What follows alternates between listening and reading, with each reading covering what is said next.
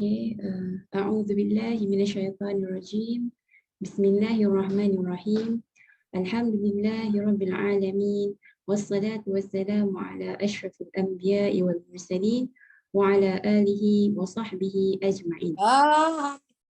Rabbi shrah li sadri wa yassir li amri wahlul 'uqdatam min lisani yafqahu qawli. Amma ba'd. Assalamualaikum warahmatullahi taala wabarakatuh. Saya Hadijah Hassan telah diamanahkan untuk mempengerusikan program pada hari ini. Jadi untuk memberkati majlis, marilah kita sama-sama membaca Ummul Quran Al-Fatihah.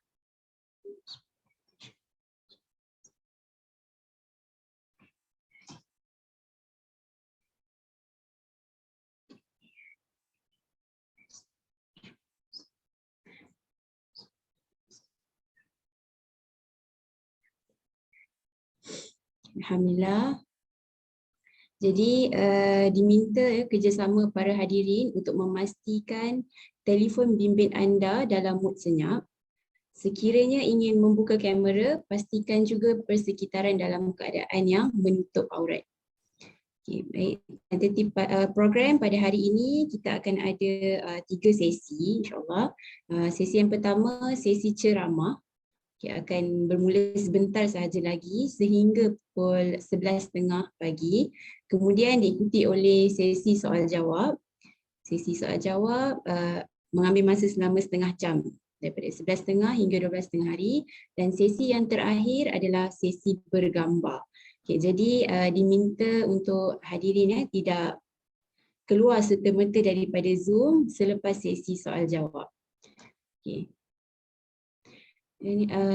Sebelum memulakan majlis ni, izinkan saya membacakan serangkap pantun khas untuk program kita pada pagi ini. Bunga kemboja, bunga angsana, putihnya melur, si bunga kekwa, indah berseri di hujung dahan. Selamat datang ke program Fik Wanita, memburu barakah, meraih takwa. Ahlan wa sahlan ya Ramadan. Yang berusaha pihak penganjur program Biro Hal Wanita Haluan Cawangan WPKL yang dimuliakan Puan Penceramah Ustazah Maria Ishak, seterusnya yang dikasihi para hadirin yang dirahmati Allah sekalian. Seperti mana yang kita ketahui, tetamu Ramadan akan mengunjungi kita beberapa jam sahaja lagi, kan? Okay, jadi alangkah terujanya kita menerima kedatangan bulan yang penuh keberkatan ini. Persoalannya di sini, apakah persiapan kita menyambutnya agar bulan ini tidak berlalu dengan sia-sia? Okay, jadi pada pagi ini kita akan mendengar kupasan tajuk memburu barakah, meraih takwa, ahlan ya Ramadan daripada penceramah kita ya Ustazah Maria. Tapi sebelum tu izinkan saya juga memperkenalkan latar belakang penceramah. Sebab kata pepatah, tak kenal maka tak cinta. Dan saya tambah sedikit lah, tak kenal maka tak fokus. Okey, jadi nama Ustazah Maria Ishak, Maria binti Ishak, lahir di Terengganu dan kini menetap di Berseri Perlis. Okey. Alhamdulillah beliau sudah berkahwin dan mempunyai 4 orang anak. Dan sedikit latar belakang pendidikan, beliau memiliki memiliki sijil, degree dan master dalam pengajian Al-Quran dan As-Sunnah UIAM, Universiti Islam Antarabangsa Malaysia, dan kini beliau memegang jawatan sebagai pensyarah Fakulti Pengajian Islam di College Universiti Islam Perlis, UIPS. Sebelum tu Ustazah lagi lama pengalaman dia mengajar di College Teknologi Darul Naim Kelantan sebagai pensyarah pengajian Islam juga selama 11 tahun. Betul ke Ustazah? 11 tahun, 2006 hingga 2017. Jadi tanpa saya lengahkan lagi masa, saya serahkan majlis ini kepada Ustazah. Falyatafaddal mashkura.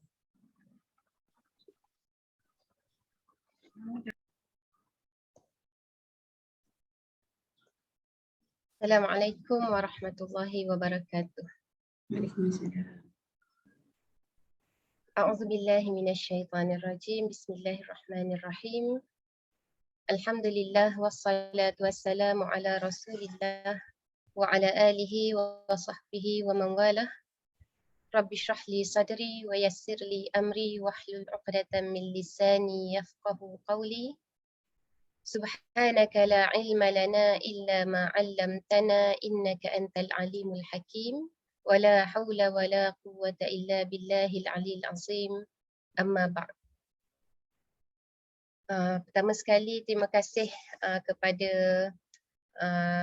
pengerusi majlis kita, dan terima kasih juga saya ucapkan kepada pihak penganjur Biro Hal Wanita WPKL di atas jemputanlah untuk bersama-sama dalam sesi Fit Wanita pada hari ini, yang mana saya sebenarnya kalau ikutkan memanglah kan kita dah hampir mendekati Ramadan ni, tapi salah satu daripada sebab kenapa saya berhajat jugalah untuk nak bersama-sama dengan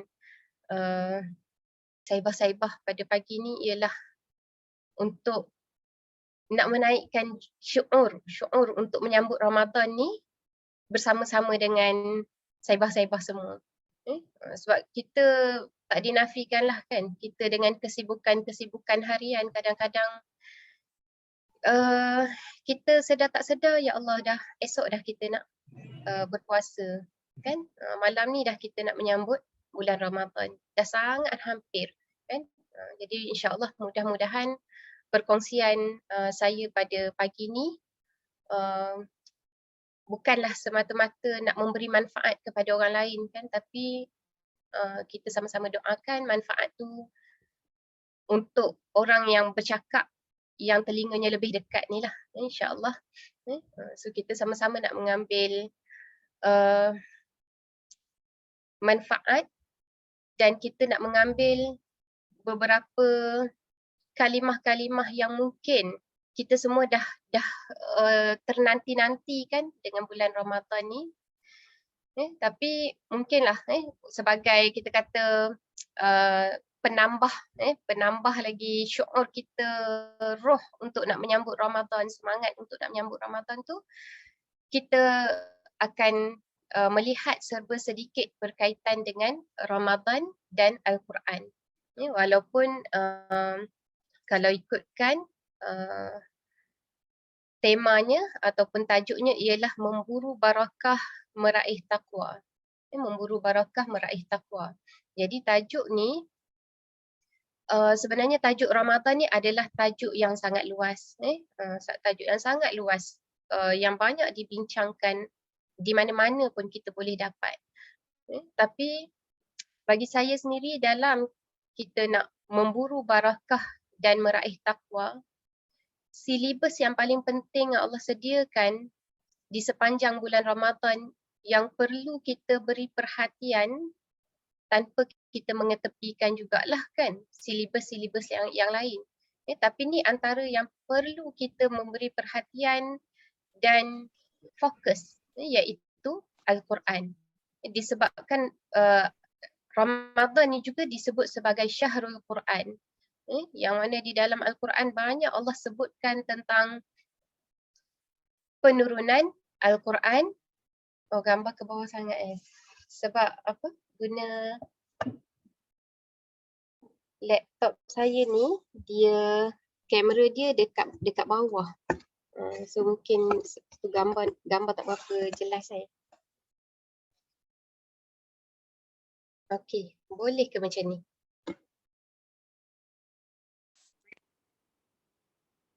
Okey Ustazah. Okey. Jadi Ramadan kita sebut juga sebagai Syahrul Quran, yang mana Allah menyebutkan dalam banyak ayat dalam Al-Quran tentang penurunan Al-Quran pada bulan Ramadan. Apakah hubung kait Al-Quran dengan Ramadan? Jadi ni antara yang kita nak dalami dan kita cuba nak sama-sama fahamilah untuk hari ini, sebagai kita kata persediaan, nak kata persediaan awal dah tak awal sangat lah kan, tapi insya-Allah sebagai kita kata penambah kefahaman kita terhadap kedatangan Ramadan insya-Allah. Jadi sebagai pendahuluan, saya nak buat slide show ni, cuma kadang-kadang slide ni dia tak jalan sebab mungkin sebab line kot. Sekarang ni boleh nampak tak slide pendahuluan? Boleh. Boleh Okay. Nampak. Baik. Jadi sebagai pendahuluan, kita faham bahawa istimewanya Ramadan ini, Allah memuliakan bulan Ramadan dengan pensyariatan puasa. Dan istimewanya Ramadan ini dengan penurunan Al-Quran, yang mana Al-Quran tadi dia menjadi sebagai manual ataupun panduan kepada kita umat Islam bagaimana kita nak menjalani kehidupan kita dengan sebaiknya. Apa yang patut kita ikut, apa yang patut kita buat, apa yang tak patut kita buat. Semuanya disebut di dalam Al-Quran, yang mana Allah memuliakan Ramadan ni dengan penurunan Al-Quran dalam bulan Ramadan. Dan pakej Ramadan ni diisi dengan kefarduan puasa dan juga wahyu Al-Quran. Dia memberikan isyarat betapa umat Islam ni sebenarnya dia perlu kembali untuk menjadikan Al-Quran sebagai rujukan terbesar di dalam kehidupan. Jadi dalam Ramadan ni dia ada beberapa, dia ada package kan, Ramadan ni dia ada package dia. Dia datang dengan puasa, dia datang dengan Al-Quran, ada hadis yang menyebutkan tentang qiyam, man qama Ramadan kan, siapa yang mendirikan malam Ramadan, menghidupkan malam Ramadan.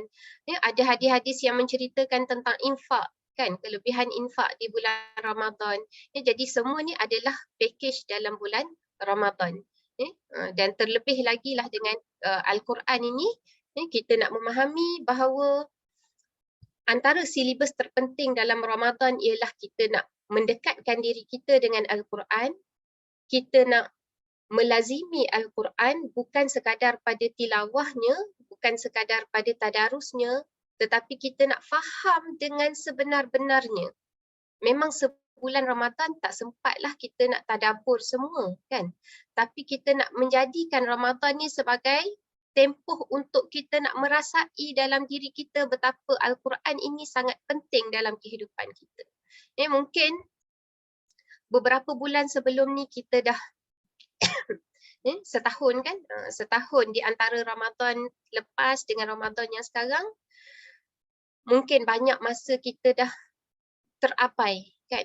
Kita jarang-jarang nak tadabbur dengan ayat-ayat Allah. Jadi kita nak azamkan dalam diri kita, nak tanamkan azam yang terbesar dalam diri kita ni ialah sepanjang tempoh Ramadan ni kita nak dekat dengan Al-Quran, baik dari sudut tilawahnya dan juga dari sudut tadabbur Al-Quran. Dan Ramadan ni seharusnya menjadi kerinduan kepada kita lah. Kita sangat mengharapkan supaya dapat bertemu dengan Ramadan walaupun tinggal beberapa jam lagi kan. Tapi teruskan berdoa sebab kita tak tahu bilakah ajal kita akan sampai. Ya Allah, sampaikanlah kami ke bulan Ramadan.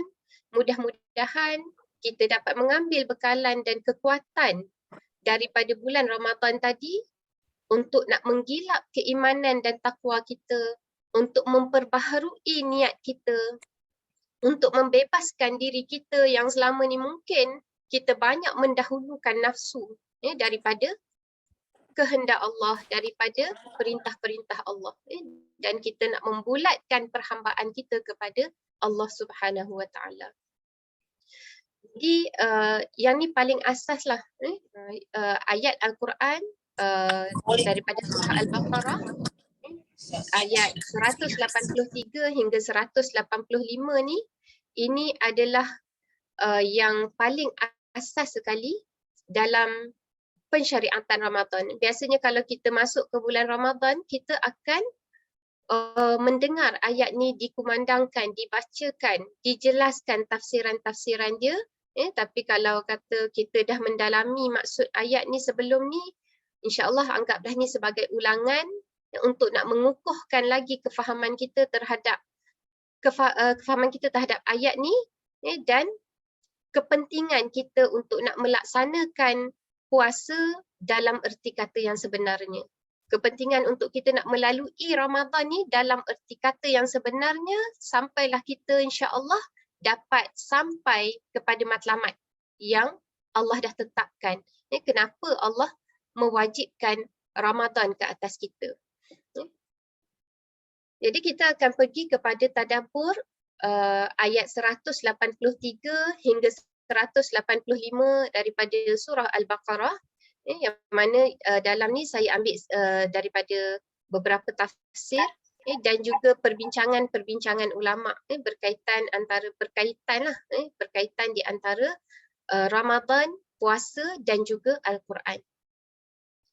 Jadi dalam ayat 183, A'udzu billahi minasyaitonir rajim. Ya ayyuhallazina amanu kutiba alaikumus shiyamu kama kutiba alal ladzina min qablikum la'allakum tattaqun. Maksudnya, wahai orang-orang yang beriman, diwajibkan ke atas kamu untuk berpuasa sebagaimana diwajibkan ke atas orang-orang sebelum kamu di antara umat manusia agar kamu bertakwa. Jadi maksud zahir ayat kita dah faham lah kan. Allah menyeru kepada orang-orang yang beriman, kepada kita insya-Allah, bahawa kita diwajibkan untuk berpuasa sebagaimana telah diwajibkan kepada umat yang terdahulu. Dan tujuannya ialah la'allakum tattaqun. Mudah-mudahan kamu bertakwa.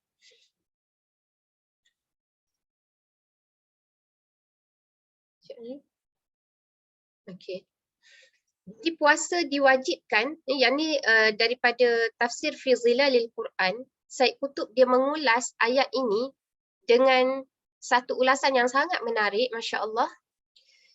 Dia sebutkan bahawa puasa diwajibkan ke atas umat yang memikul kewajipan jihad dan menegakkan manhaj Allah.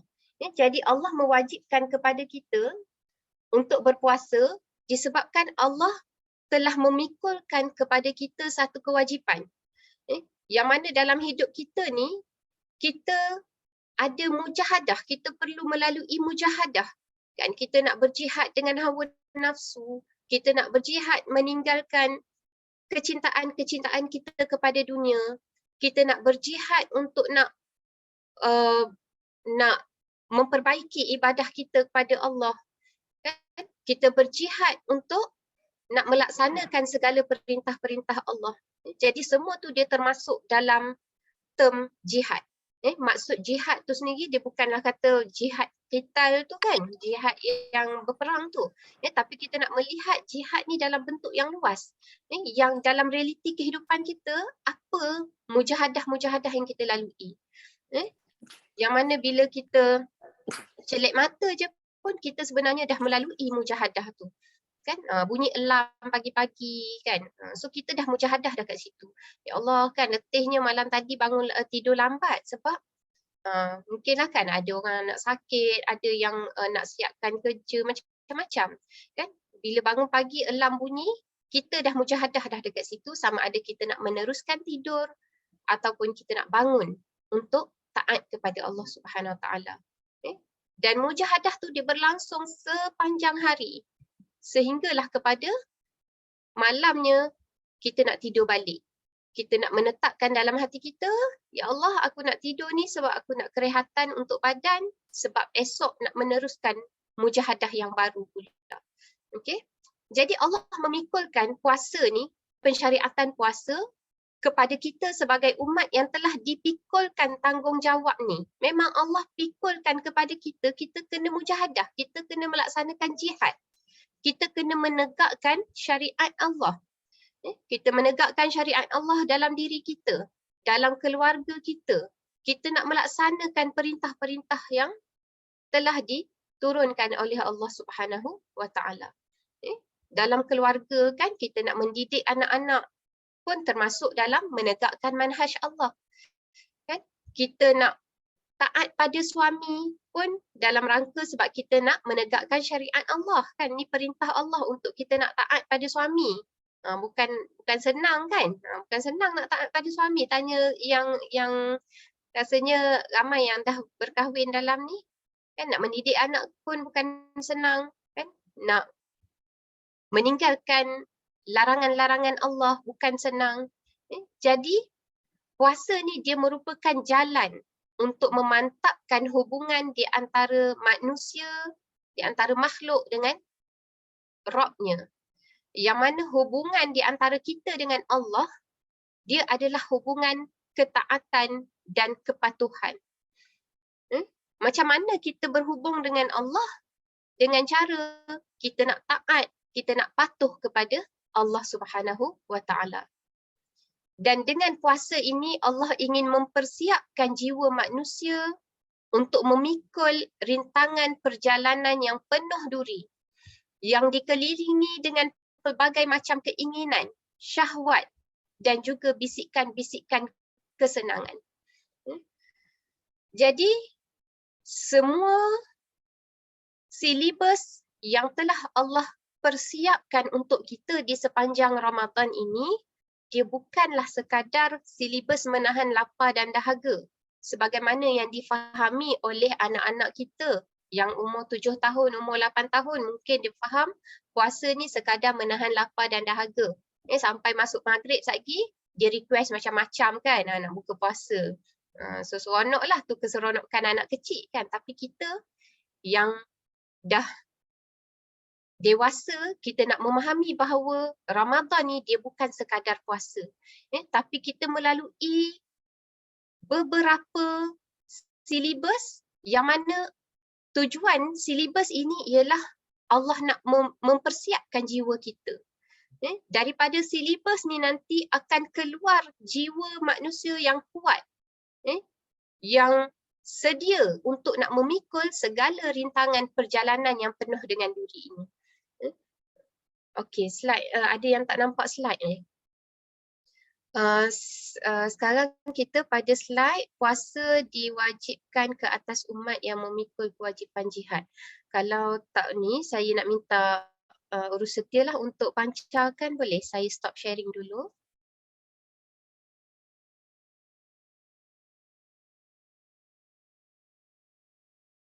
Okey, boleh ke?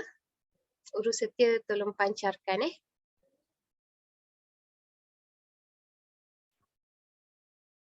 Sekejap Khalid, sekejap. Umi ceramah sekejap. Okey, jadi saya teruskan dulu sementara kita tunggu urus setia untuk pancarkan slide. Okey, jadi dengan puasa ni kita tahu bahawa perjalanan kita, kehidupan kita dia penuh dengan rintangan, kan? Kita nak menuju kepada Allah ni penuh dengan rintangan-rintangan. Perjalanan yang penuh dengan duri. Perjalanan yang penuh dengan bermacam-macam keinginan. Kan, kita nak tu, nak buat ni, nak buat itu, kan, macam-macam. Nak masuk bulan puasa ni pun kita tak terlepas lagi daripada keinginan yang bermacam-macam. Nak tukar langsir, nak siapkan baju-baju raya anak-anak, kan. So setakat yang dibenarkan tu tak apalah, kan. Tapi ada banyak lagi lah keinginan-keinginan yang berlebih-lebihan yang Allah tak suka benda tu. Allah tak nak benda tu berada dalam hati kita. Adanya syahwat-syahwat. Nafsu-nafsu, bisikan-bisikan kesenangan yang dihadapi oleh kita ni, umat manusia ni, sepanjang kita nak berjalan menuju Allah. So perjalanan hidup kita ni adalah perjalanan hati kita menuju Allah, kan? Dan perjalanan hati tu dipenuhi dengan pelbagai syahwat dan bisikan kesenangan. Okay, next. Dan Allah mengetahui bahawa tugas ini, tugas kita sebagai hamba Allah ini adalah satu urusan yang mana jiwa manusia dia perlu kepada pertolongan. Kita perlu kepada pertolongan Allah dalam nak menghadapi segala rintangan kehidupan ni. Segala rintangan yang menghalang kita daripada taat kepada Allah. dorongan dan motivasi untuk menimbulkan semangat supaya kita rasa nak menerima perintah-perintah Allah. Supaya kita rasa puas dan kita rasa redha untuk nak melaksanakan perintah Allah ni. Jadi disebabkan itu, Allah memanggil kita dengan panggilan yang penuh kecintaan kepada orang-orang mukmin. Sebab Allah nak bagi motivasi.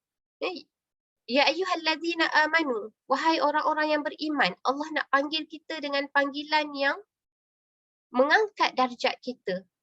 Orang-orang yang beriman, Allah panggil kita. Supaya apa? Supaya kita ada motivasi untuk nak melaksanakan perintah ini dengan penuh keinginan, dengan rasa puas, dengan rasa penuh rela hati untuk nak buat ni. Dan panggilan Allah ini juga yang penuh dengan kecintaan ini, dia mengingatkan kita kepada hakikat diri kita sebagai manusia. Bahawa kita adalah hamba Allah dan kita perlu memenuhi ciri-ciri kita sebagai seorang mukmin. Dan selepas itu Allah menetapkan kepada mereka, iaitu kepada orang-orang mukmin, bahawa puasa itu merupakan kewajipan bagi orang-orang yang beriman kepada Allah sejak dahulu lagi. Jadi Allah bagi tahu kepada kita selepas daripada panggilan tadi, Allah memberitahu kepada kita bahawa ini puasa ni dia adalah suatu yang wajib bagi kamu. Yang mana orang-orang yang terdahulu pun dah diwajibkan untuk berpuasa. Jadi tujuannya ialah untuk nak mempersiapkan hati. Kenapa Allah memanggil kita dengan panggilan ya ayyuhallazina amanu? Dan kenapa Allah memberitahu perintah ini? Supaya Allah nak mempersiapkan hati orang-orang beriman ini untuk dia bertakwa kepada Allah, menjadi lembut, sensitif dan takut kepada Allah Subhanahu wa taala.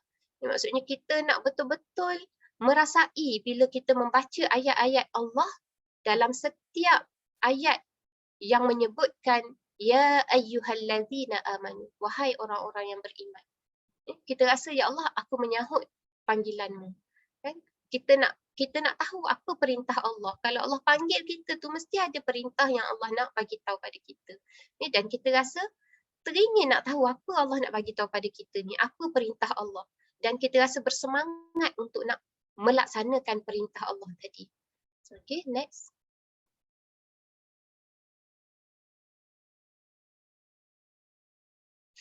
Jadi ini adalah matlamat dan visi yang teragung dalam pensyariatan puasa di bulan Ramadan, yang mana dalam ayat yang terakhir dalam ayat 183 ini Allah meletakkan matlamat yang tertinggi dalam pensyariatan puasa ialah takwa. Visi yang meletakkan takwa sebagai neraca kualiti seorang manusia. Bahkan kualiti kita sebagai pendakwah. Kualiti kita sebagai murabbi. Kita ni nak menjadi pendidik. Ataupun kualiti kita sebagai seorang yang memiliki tanggungjawab. Kan? Kita ada tanggungjawab kita sebagai seorang isteri, sebagai seorang ibu, sebagai seorang anak, sebagai seorang pekerja. Jadi dalam setiap tugas kita ni, kita perlu kepada satu perkara, iaitu takwa. Nak jadi apa-apa pun kita perlu kepada perkara ni. Kita perlu kepada takwa yang mana dia adalah kualiti seorang manusia. Jadi kalimah la'allakum tattaqun, dia menunjukkan bahawa semangat dari kewajipan puasa ialah melahirkan graduan yang mendapat segulung ijazah takwa hasil tarbiyah selama 30 hari di madrasah Ramadan. Ini baru ni musim convocation kan. Seronok kita tengok seorang-seorang dipanggil untuk menerima ijazah kan, nak terima scroll di atas pentas. Tapi scroll kita tak nampaklah secara zahirnya di dunia ni. Kan scroll Ramadan ni, ijazah kamu ni dah mendapat takwa, yang tu kita tak nampaklah dekat dalam bulan Ramadan ni. Tapi ini adalah satu matlamat yang paling agung dalam pensyariatan puasa. Jadi kita nak memastikan pada akhir madrasah Ramadan, dah habis 30 hari madrasah Ramadan, kita ada pertambahan kualiti dari sudut keimanan kita kepada Allah yang dibuktikan dengan ibadah-ibadah kita. Antara bukti penerimaan ibadah tu ialah bila dia melahirkan ibadah-ibadah yang lain. Kan? Kita jadi seronok untuk nak beribadah kepada Allah. Kita rasa hati kita lebih sensitif dalam perkara-perkara maksiat. Dia dah tak sama dah macam yang sebelum ni. Hasil daripada tarbiyah Ramadan tu. Okey, yang seterusnya. Okey, Al-Quran mengulang-ulang perkataan takwa dalam setiap perintah dan suruhan kepada orang-orang mukmin untuk mengingatkan mereka bahawa persoalan takwa, persoalan iman dan hati adalah persoalan induk di dalam tarbiyah. Jadi bukan sekadar di dalam ayat ni lah, dalam ayat-ayat yang lain yang disertai dengan perintah Allah, biasanya Allah akan mengingatkan dengan keimanan. Allah akan mengingatkan dengan ketakwaan. Bertakwalah kamu kepada Allah, kan. Ada banyak dan biasanya ayat-ayat yang berkaitan dengan takwa dan iman ni dia digabungkan dengan perintah dan suruhan-suruhan Allah.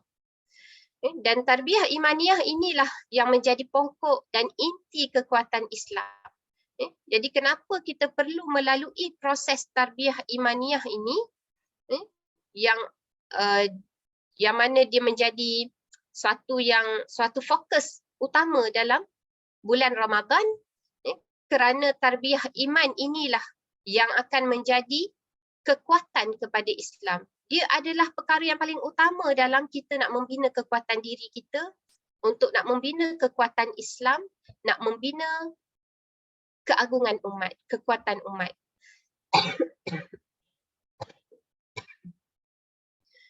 Okey, yang seterusnya. Okey, ada satu persoalan.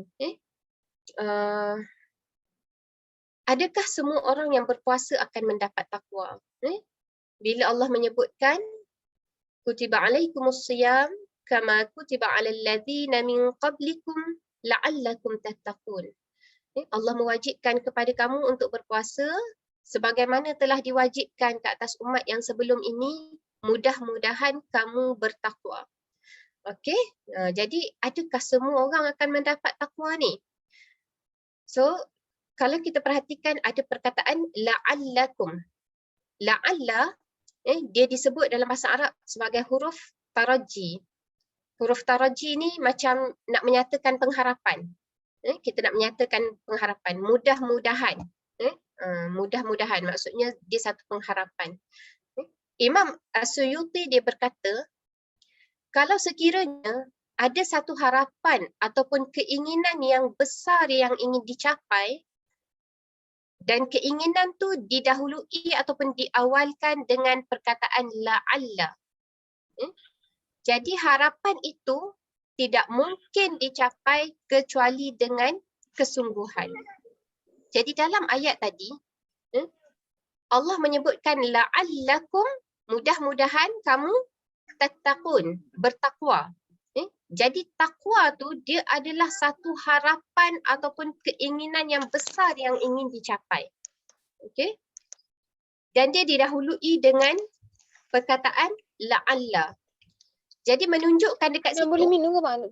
takwa itu dia Sejuk. tidak mungkin dicapai Sejuk. kecuali bila kita bersungguh-sungguh. Nak capai takwa kita kena bersungguh-sungguh dalam bulan Ramadan ni. Dan Allah menutup ayat ini dengan kalimah la'alla. Jadi ending kepada ayat 183 Allah sebut la'alla. Ini memberi isyarat bahawa tak semua orang yang berpuasa yang akan mendapat takwa, kecuali mereka yang bersungguh-sungguh. Hanya orang yang bersungguh-sungguh sahaja yang mendapat takwa. Saya dengar pasal ni kan, saya rasa ya Allah, kan, kerisauan jugalah, terutamanya kita yang ibu-ibu yang masih ada anak-anak kecil, kan. Kadang-kadang kesungguhan kita tu pada urusan-urusan rumah tangga, kan, tapi InsyaAllah yang tu kita ulas di akhir nantilah. Okay, kalau lupa tolong ingatkan. Tapi poin dia di sini ialah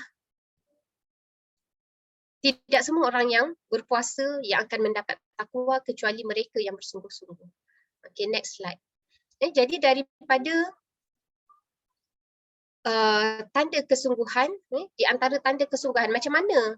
Apa bukti bersungguh-sungguh kita dalam bulan Ramadan? Jadi biasanya dalam bulan Ramadan ni lah kita meningkatkan solat kita dari sudut kuantiti dan juga kualiti solat. Bukan setakat solat yang wajib, tapi juga solat sunat, solat-solat rawatib, solat tahajud, dan ada solat yang khusus, solat sunat yang khusus iaitu solat tarawih. Jadi kita nak meningkatkan solat kita sebagai bukti bersungguh-sungguh. Kan kita nak bersungguh-sungguh dalam bulan Ramadan ni dengan tujuan kita nak mendapat takwa tadi.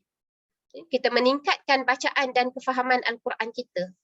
Bukan sekadar pada tadarus tapi juga pada kefahaman kita terhadap Al-Quran. Disebabkan ghayah ataupun kita kata matlamat kepada Al-Quran ini ialah Allah sebutkan sebagai hudan linnas. Yang ni kita akan bincangkan dalam ayat yang ke-185. Dia adalah untuk memberi petunjuk kepada umat manusia. Jadi nak dapat petunjuk tu kita kena faham. Dia tak boleh melalui bacaan saja. Memang untuk bacaan tu ada pahala yang sangat banyak. Tapi dia adalah wasilah. Sedangkan matlamat dia ialah kita nak melaksanakan Al-Quran dalam kehidupan. Nak melaksanakan dia perlu dengan kefahaman. Okay? Dengan meningkatkan infak tu pun antara tanda kesungguhan dalam bulan Ramadan. Bangun malam. Tapi tak tahulah kan, mungkin dalam bulan Ramadan ni disebabkan syaitan-syaitan dibelenggu, kita rasa rahmatlah antara rahmat bulan Ramadan ni lebih mudah untuk nak bangun malam. Walaupun mungkinlah niat dalam hati bangun malam tu sebab nak sahur kan, sagi lapar kan, tak larat nak puasa kalau tak sahur. Tapi tak apa. Kita bangun dan kita peruntukkan sedikit masa kita untuk solat malam. Bangun solat malam.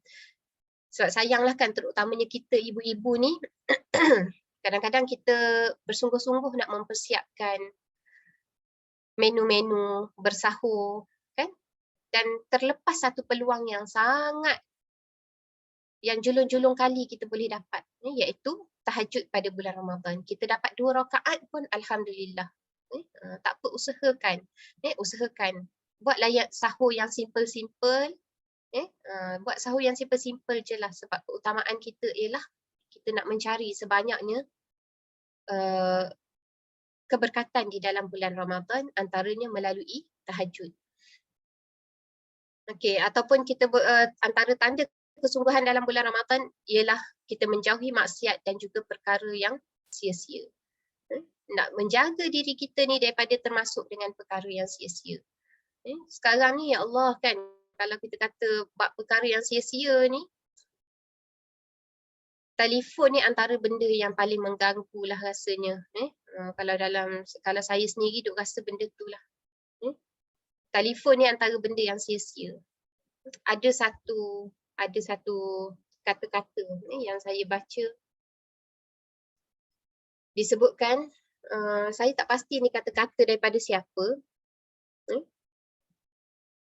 Ni ada kawan lah hantar kan. Dia kata jika anda tidak memiliki waktu untuk membaca Al-Quran kecuali sedikit, namun anda tetap punya waktu untuk makan, minum, tidur, bahkan menghabiskan masa dalam media sosial, maka ketahuilah anda bukanlah orang yang sibuk, tetapi anda adalah orang yang terhalang daripada kebaikan. Na'udzubillah min zalik. Takutlah, takut sangat. Kalau sekiranya kita ada banyak masa untuk perkara lain, untuk perkara yang sia-sia, tapi masa kita kurang untuk nak dekat dengan Al-Quran, untuk nak baca Al-Quran, untuk tadabbur Al-Quran. Kita takut-takut kita termasuk dalam kalangan orang yang terhalang daripada kebaikan. Wal'iyazubillah. Okey, yang seterusnya,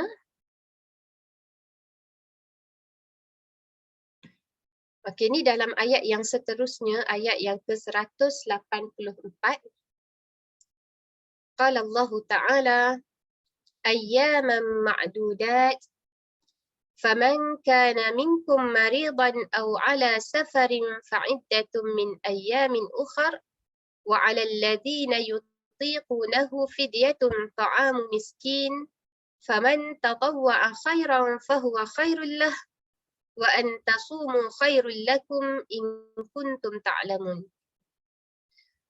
Maksudnya puasa yang diwajibkan itu ialah beberapa hari yang tertentu. Maka sesiapa di antara kamu yang sakit atau dalam musafir, maka bolehlah dia berbuka. Kemudian wajiblah dia berpuasa sebanyak hari yang dibuka itu pada hari-hari yang lain. Dan wajib ke atas orang-orang yang tidak terdaya berpuasa kerana tua dan sebagainya untuk membayar fidyah, iaitu memberi makan orang miskin. Maka sesiapa yang dengan sukarela memberikan bayaran fidyah lebih dari yang ditentukan itu, maka itu adalah suatu kebaikan baginya. Dan walaupun demikian, berpuasa itu lebih baik bagi kamu daripada memberi fidyah kalau sekiranya kamu mengetahui. Okey, seterusnya.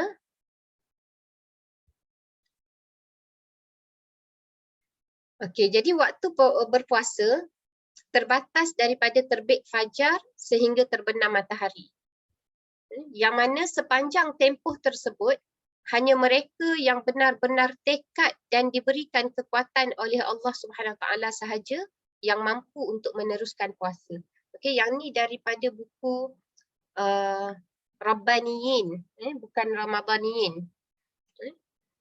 Jadi disebutkan bersama-sama dengan kewajipan berpuasa tadi, Allah memberikan keringanan kepada mereka yang mempunyai keuzuran tertentu untuk berbuka. Jadi di antara yang disebutkan dalam ayat ni lah, orang-orang yang sakit, apa lagi? Orang-orang yang ala safarin, yang dalam musafir, orang-orang yang sakit ni kita kata ada beberapa keadaan lah kan. Ada wanita yang mengandung ataupun ibu-ibu yang menyusu, ataupun orang yang terlalu tua, semua ni dia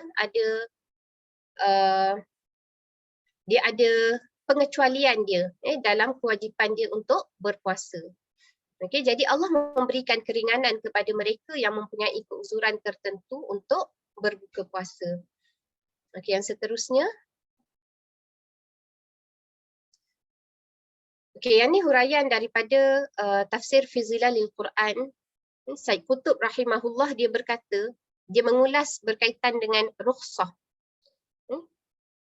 Apabila terjadinya kerosakan pada satu generasi manusia, maka untuk memperbaiki kerosakan di kalangan umat manusia bukanlah dengan memperketatkan hukum kepada mereka. Okey, jadi ini adalah metod bagaimana Allah mendidik manusia. Allah mendatangkan risalah Islam pada manusia yang pada ketika itu hidup dalam kerosakan. Jadi tujuan metod bagaimana Allah nak memperbaiki generasi manusia yang telah rosak ini, dan benda ni kita dia di-apply jugalah dalam setiap generasi, bukanlah dengan memperketatkan lagi hukum kepada mereka, tetapi dengan jalan memperbaiki pendidikan dan hati mereka. Tujuan tarbiyah itu adalah kepada hati-hati manusia. Allah nak mentarbiyah, Allah nak memperbaiki keadaan tu dengan melalui tarbiyah, melalui pendidikan. Allah nak memperbaiki hati umat manusia. Jadi sebab tu kita tengok dalam perjalanan awal dakwah Rasulullah sallallahu alaihi wasallam, dia dimulakan dengan pelajaran tentang akidah. Kan? Rasulullah mendidik generasi awal ni dengan akidah terlebih dahulu, memproses keimanan dia, kan? Jadi bila keimanan tu dah kuat, bila takwa tu dah ada dalam hati, disebutkan oleh Said Qutb, dia kata tidaklah seseorang itu dia akan berpaling dari kewajipan Dan dia tidak akan menggunakan rukhsah kecuali jika hatinya telah mantap. Maksudnya bila dia dah betul-betul bertakwa, dia akan tahu bila masa yang dia perlu gunakan rukhsah tadi. Jadi bagi orang yang bertakwa, rukhsah tu dia bukanlah satu yang dia boleh buat suka-suka hati. Tapi rukhsah tadi adalah dalam keadaan dia faham di manakah keperluan dia untuk nak menggunakan rukhsah tadi. Okay, yang seterusnya.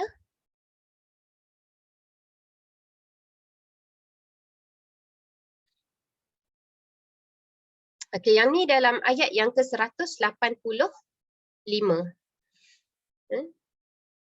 Dalam ayat ni dijelaskan tentang berkaitan di antara Ramadan dan juga Al-Quran. A'udzubillahi minasyaitanirrajim. Syahrul Ramadan alladzi unzila fihi al-Quran hudan lin-nasi wa bayyinatin minal huda wal furqan. Faman syahida minkum asy-syahra falyasum wa man kana maridan aw ala safarin fa'iddatun min ayyamin ukhra.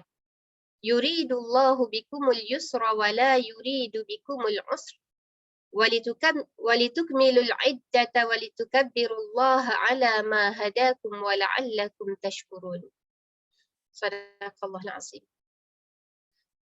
Maksudnya masa yang diwajibkan kamu berpuasa itu ialah pada bulan Ramadan yang padanya diturunkan Al-Quran yang menjadi petunjuk bagi sekalian manusia dan menjadi keterangan-keterangan yang menjelaskan petunjuk dan menjelaskan perbezaan antara yang benar dengan yang salah. Oleh itu, sesiapa di antara kamu yang menyaksikan anak bulan Ramadan atau mengetahuinya, maka hendaklah dia berpuasa pada bulan itu, dan sesiapa yang sakit ataupun dalam musafir, maka bolehlah dia berbuka. Kemudian wajiblah dia berpuasa sebanyak hari yang ditinggalkan itu pada hari-hari yang lain. Dengan ketetapan yang sedemikian, Allah menghendaki kamu beroleh kemudahan dan Allah tidak menghendaki kamu menanggung kesukaran dan juga supaya kamu mencukupkan bilangan puasa sebulan Ramadan dan supaya kamu membesarkan Allah kerana mendapat petunjuknya dan supaya kamu bersyukur.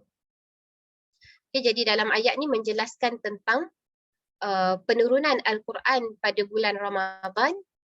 Dan tujuan Allah menurunkan Al-Quran pada bulan Ramadan ialah untuk menjadi petunjuk kepada manusia. Dan dijelaskan petunjuk itu, apa yang benar, apa yang salah. Dan Allah menjelaskan tentang kewajipan berpuasa apabila melihat anak bulan Ramadan. Dan lagi sekali dijelaskan juga tentang rukhsah-rukhsah. Dan Allah menyebutkan bahawa Allah menghendaki kamu beroleh kemudahan. Allah nakkan kemudahan untuk kamu, Allah tak nak kamu ni menanggung kesukaran. Jadi di situlah adanya rukhsah bagi mereka yang tidak berkemampuan. Okay, yang seterusnya.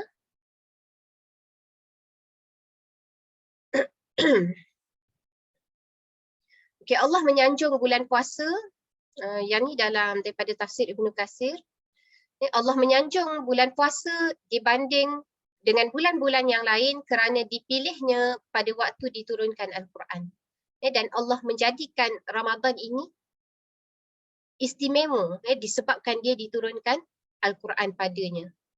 Dan hal ini dia merupakan pujian bagi Al-Quran yang diturunkan oleh Allah Subhanahu Wa Taala sebagai petunjuk buat hati hamba-hambanya yang beriman kepada Allah. Kepada hamba-hamba yang membenarkan dan mengikuti petunjuk daripada Al-Quran. Jadi Allah sebutkan wabayyinatin minal huda wal furqan. Dia adalah petunjuk dan hujah-hujah yang jelas. Lagi gamblang dan terang. Minta maaf ni ambil daripada Indonesia tak ni. Bagi orang yang memahami dan memikirkannya. Maksudnya petunjuk dalam Al-Quran ni dia adalah suatu yang terang dan jelas bagi orang-orang yang memahami dan memikirkan petunjuk Al-Quran.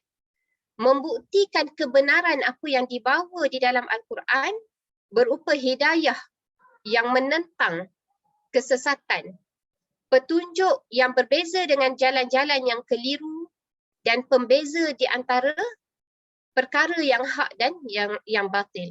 Wal furqan tadi kan, furqan ni maksud dia perkara yang membezakan. Dia sesuatu yang membezakan di antara yang hak dan yang batil serta halal dan haram. Jadi daripada Al-Quran tu kita boleh faham dan kita boleh nampak apa sebenarnya yang kita kena buat, apa sebenarnya yang kita kena jauhi.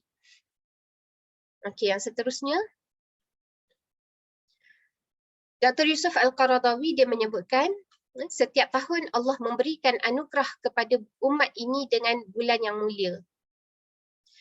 Yang mana Ramadan ini dia mengunjungi kita sebagai tetamu yang mulia, maka ada di antara manusia yang mereka menyambut Ramadan ini dengan penuh kesyukuran. Dan ada juga di antara mereka yang meninggalkan Ramadan dengan membawa kesan dan kenangan yang terburuk selepas daripada Ramadan. Oleh itu beruntunglah mereka yang mendapat syafaat daripada Al-Quran, yang mendapat petunjuk-petunjuk daripada Al-Quran. Okey, yang seterusnya. Ini antara hadis daripada Rasul sallallahu alaihi wasallam yang menunjukkan perkaitan di antara Ramadan, pensyariatan puasa dan juga Al-Quran. Kenapa dalam ayat yang berkaitan dengan perintah untuk berpuasa, Allah sebutkan juga di situ bahawa di sana berlakunya penurunan Al-Quran pada bulan Ramadan. Jadi antara hadis yang disebutkan oleh Rasulullah sallallahu alaihi wasallam yang bermaksud puasa dan Al-Quran memberi syafaat kepada hamba di hari kiamat. Puasa akan berkata, "Wahai Tuhan, aku cegah dia daripada makan dan syahwat. Maka izinkanlah aku memberikan syafaat baginya." Dan Al-Quran juga berkata, "Ya Allah, aku halang dia daripada tidur pada waktu malam. Maka izinkanlah aku memberi syafaat kepadanya." Lalu Allah memberikan syafaat dan jaminan ke atas kedua-duanya, iaitu puasa dan juga puasa dan juga Al-Quran. Jadi kita nampak tadi, puasa dan Al-Quran ni dia akan menjadi satu perisai. Dia akan memberi syafaat. Dia bagi tahu bahawa puasa ni dia kata aku dah menghalang si fulan ni daripada dia mengikut hawa nafsu. Dah menghalang dia daripada syahwat. Al-Quran kata aku dah menghalang dia daripada tidur. Jadi insya-Allah kita nak menunjukkan kesungguhan kita dalam bulan Ramadan ni, kita nak mencapai takwa dengan cara kita nak menjadikan puasa ini sebagai perisai daripada maksiat, daripada kelalaian, daripada syahwat, dan kita nak menjadikan Al-Quran ini sebagai keutamaan kita dengan mengurangkan waktu tidur, waktu sia-sia dengan membaca, memahami ayat-ayat Al-Quran. Mudah-mudahan dengan kesungguhan tadi, dengan tak cukup tidur kita, dengan letih kita, dengan segala urusan-urusan yang lain, tapi kita mengutamakan juga Al-Quran, insya-Allah kan mudah-mudahan Al-Quran ni tadi dia akan datang memberi syafaat. Sekejap, yang sebelum tadi. Hasan Al-Banna Hasan Al-Banna rahimahullah dia menyebutkan, wahai umat Islam, typo. Wahai umat Islam, Al-Quran ini mampu memberi syafaat. Al-Quran ini adalah jawapan bagi segala kebingungan dan masalah. Sesiapa yang mengambilnya sebagai petunjuk, dia akan menuju syurga, dan sesiapa yang memberi perhatian kepada Al-Quran ini akan menyimpang dari neraka. Okay. Next. Okay, Ibnu Rajab berkata, dalam hadis berkaitan dengan Ibnu Abbas, yang menceritakan bahawa tadarus yang berlangsung di antara Rasulullah sallallahu alaihi wasallam dan Jibril pada malam hari. Okay, jadi kita akan dapati kenapa kita nak sama-sama bertadarus, kita nak mengambil antara contoh yang ditunjukkan daripada sunnah Rasul sallallahu alaihi wasallam ialah tadarus di antara Rasulullah dan Jibril pada bulan Ramadan. Jadi ini menunjukkan disunatkan untuk kita memperbanyakkan membaca Al-Quran pada malam hari di bulan Ramadan. Kerana pada pada waktu malam tu dah tak ada lagi kesibukan. Semangat semakin menguat. Hati dan lisan akan saling sepakat untuk tadabbur. Berdasarkan firman Allah dalam surah Al-Muzammil, sesungguhnya surah Al-Muzammil ayat 6 yang bermaksud sesungguhnya bangun di waktu malam adalah lebih tepat untuk khusyuk dan bacaan pada waktu itu adalah lebih berkesan. Okey. So harap-harapnya macam itulah kan. Ke lepas tarawih kita dah letih dah.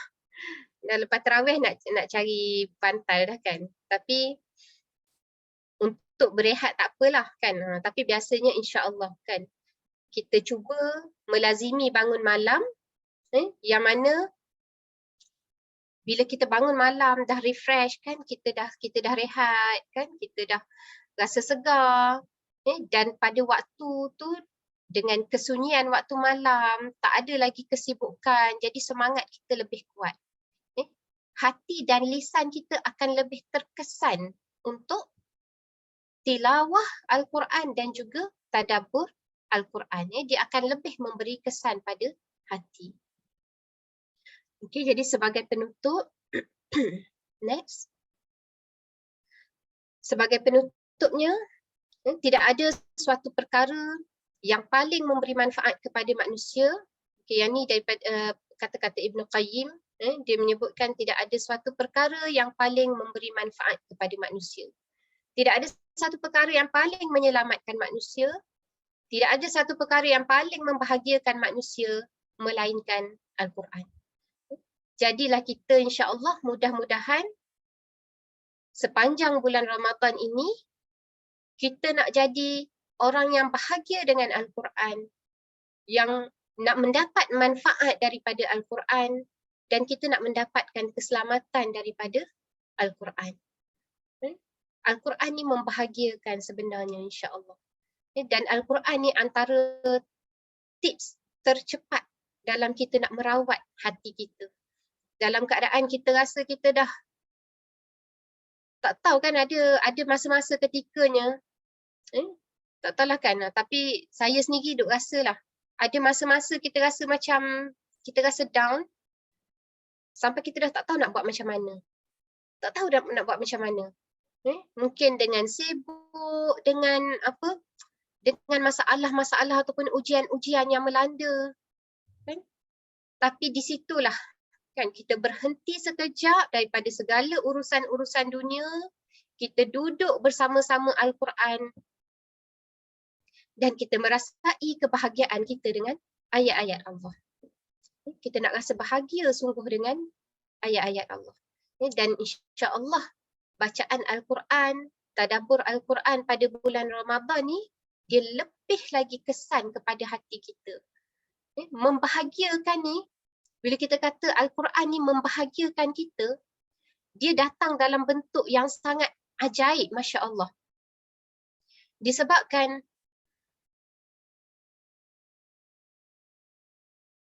kita baca Al-Quran, di dalam Al-Quran tu dia ada ayat-ayat tentang azab. Dia ada ayat-ayat tentang pensyariatan, hukum hakam. Kita kena buat macam ni, kita tak boleh buat macam ni. Kan? Dia datang dengan feel yang bermacam-macam, tapi semua feel tu dia membawa kepada kebahagiaan. Kita baca ayat-ayat tentang neraka, tentang azab. Kita rasa takut. Kita rasa takut. Ada ayat-ayat Allah yang kita baca, kita rasa sedih. Tapi sedih yang bahagia. Kadang-kadang kita ada baca ayat-ayat Al-Quran yang dia terkena dengan diri kita. Apa-apalah kan, rasanya insya-Allah semua yang ada dalam ni pernah merasai kan tarbiyah Al-Quran pada hati kita tu. Bila kita merenung maksud Al-Quran, terutamanya dalam keadaan kita yang ya Allah down sungguh. Kan? Allah memujuk kita dengan kalamnya. Walaupun bila kita baca kita rasa sedih. Kita tak sampai lagi kepada tahap muttaqin, kita tak sampai lagi pada tahap orang-orang yang sabar yang Allah janjikan syurga. tapi kita rasa termotivasi. Dan semua perasaan-perasaan tu dikumpulkan dan dia menjadi bahagia. Kan kita rasa bahagia dengan Al-Quran. Tak ada kebahagiaan lain melainkan bila kita duduk dan menghayati ayat-ayat Allah. Dan seharusnya lah bacaan Al-Quran kita, tadabbur Al-Quran kita pada bulan Ramadan ini, dia lebih lagi memberi kesan. Disebabkan kita membaca Al-Quran yang pertama dalam bulan Ramadan, yang di dalamnya ganjaran berlipat ganda. Kita membaca Al-Quran pada bulan diturunkan Al-Quran. Kita baca Al-Quran pada bulan yang ditutup pintu neraka dan dibukakan pintu-pintu syurga, yang mana Allah nak mendengar doa-doa daripada kita. Kita membaca Al-Quran dalam keadaan kita berpuasa, yang mana puasa tu biasanya insya-Allah dia akan menjadikan hati lebih sensitif. Ataupun kita membaca Al-Quran pada waktu malam yang sunyi.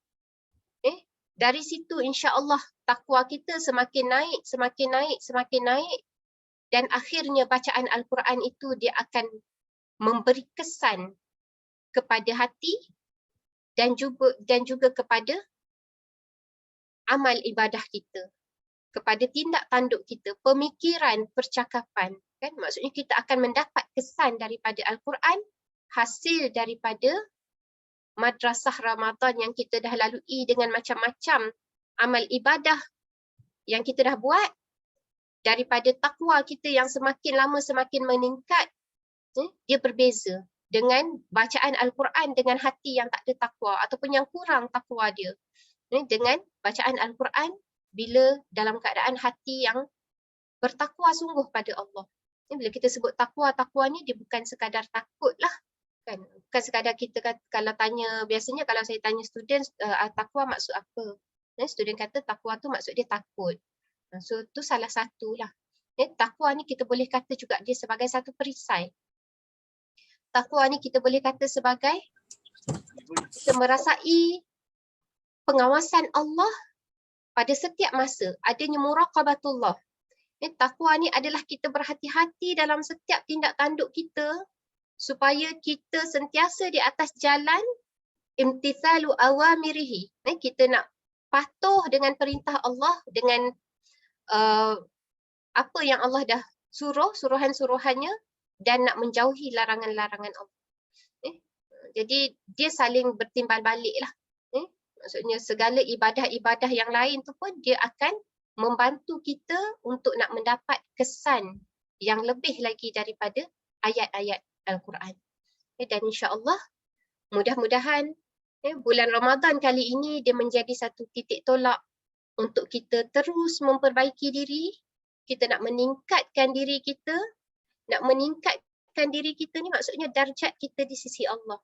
Kan mungkin sebelum ni Muslim, kita nak jadi mukmin, dia ada muhsin, orang-orang yang berbuat baik, orang-orang yang sabar, orang-orang yang muttaqin, orang-orang yang bertakwa kepada Allah.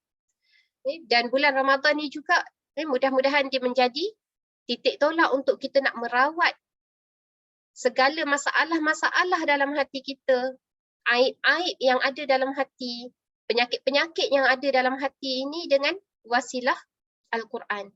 Dan mudah-mudahan kita akan sampai kepada tingkat takwa yang mana ini adalah ghayah ataupun matlamat utama bagi bulan Ramadan dan matlamat utama dalam pendidikan Al-Quran. Jadi matlamat utama dalam pendidikan Al-Quran ialah Allah nak suruh kita mengambil Al-Quran sebagai panduan hidup, melaksanakan dalam kehidupan kita, dan daripada situlah insya-Allah kita akan beroleh takwa. So wallahualam, saya minta maaf, mungkin masa pun tak seperti yang ditetapkan. 1.5 jam. So ni kita sejam lebih sikit lah. Saya minta maaf atas sebarang kekurangan, insya-Allah. Buka pada soal jawab lah. Serahkan kepada pengerusi majlis Khadijah. Okay. Alhamdulillah Ustazah telah merungkaikan topik kita, tajuk pada hari ini, berkenaan dengan bagaimana untuk kita mencapai takwa tu kan. Alhamdulillah banyak sangat poin yang saya dapat lah.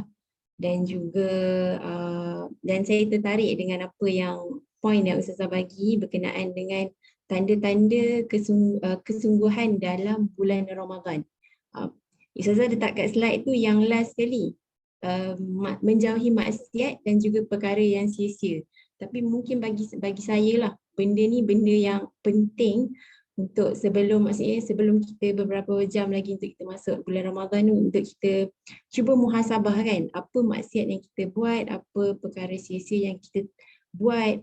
Sebab benda-benda ni lah, maksiat ni ataupun benda-benda yang sia-sia ni lah yang kita kata boleh merosakkan hati kita kan, boleh menggelapkan hati kita. So bila kita tak jauhi benda ni, so yang atas tu, yang poin yang Ustazah bagi, kita nak tingkatkan solat, jaga kualiti solat, kita nak tingkatkan bacaan dan juga kefahaman Al-Quran tu, nak berinfak, itu benda tu macam susah lah, quite susah.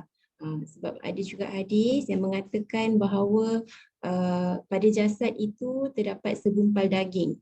Jika ia baik, maka baiklah seluruh jasadnya. Jika ia buruk, maka buruklah seluruh jasadnya.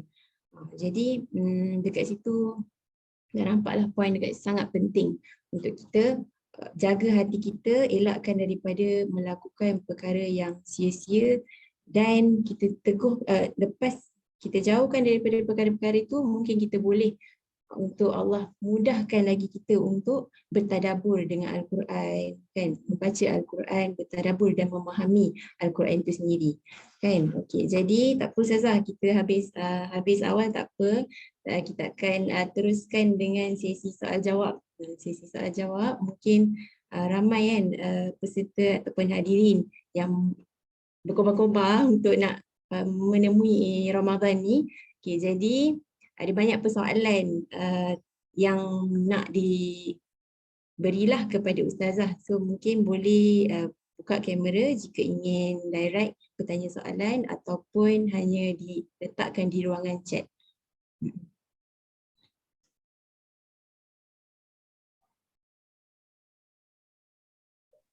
Assalamualaikum. Waalaikumsalam. Nak tanya ada 2 soalan lah dekat Ustazah, insyaAllah. Mungkin minta maaf ya Puan, mungkin boleh perkenalkan diri dan di mana? Ya. Saya Puan Rohana Mustafa daripada Changlun, Kedah. Oh, Kedah. Apa nak tanya Ustazah, soalan yang pertama tentang ayat dalam surah Al-Baqarah ayat 185 tu kan, dia ada sebut tentang Al-Quran, bulan Ramadan adalah bulan Al-Quran yang mula diturunkan. Jadi adakah maksudnya ayat pertama surah Al-Alaq tu, iaitu surah Iqra tu diturunkan pada bulan Ramadan ni kan? Sebab ada pendapat mengatakan Al-Quran turun ke langit dunia di bulan Ramadan.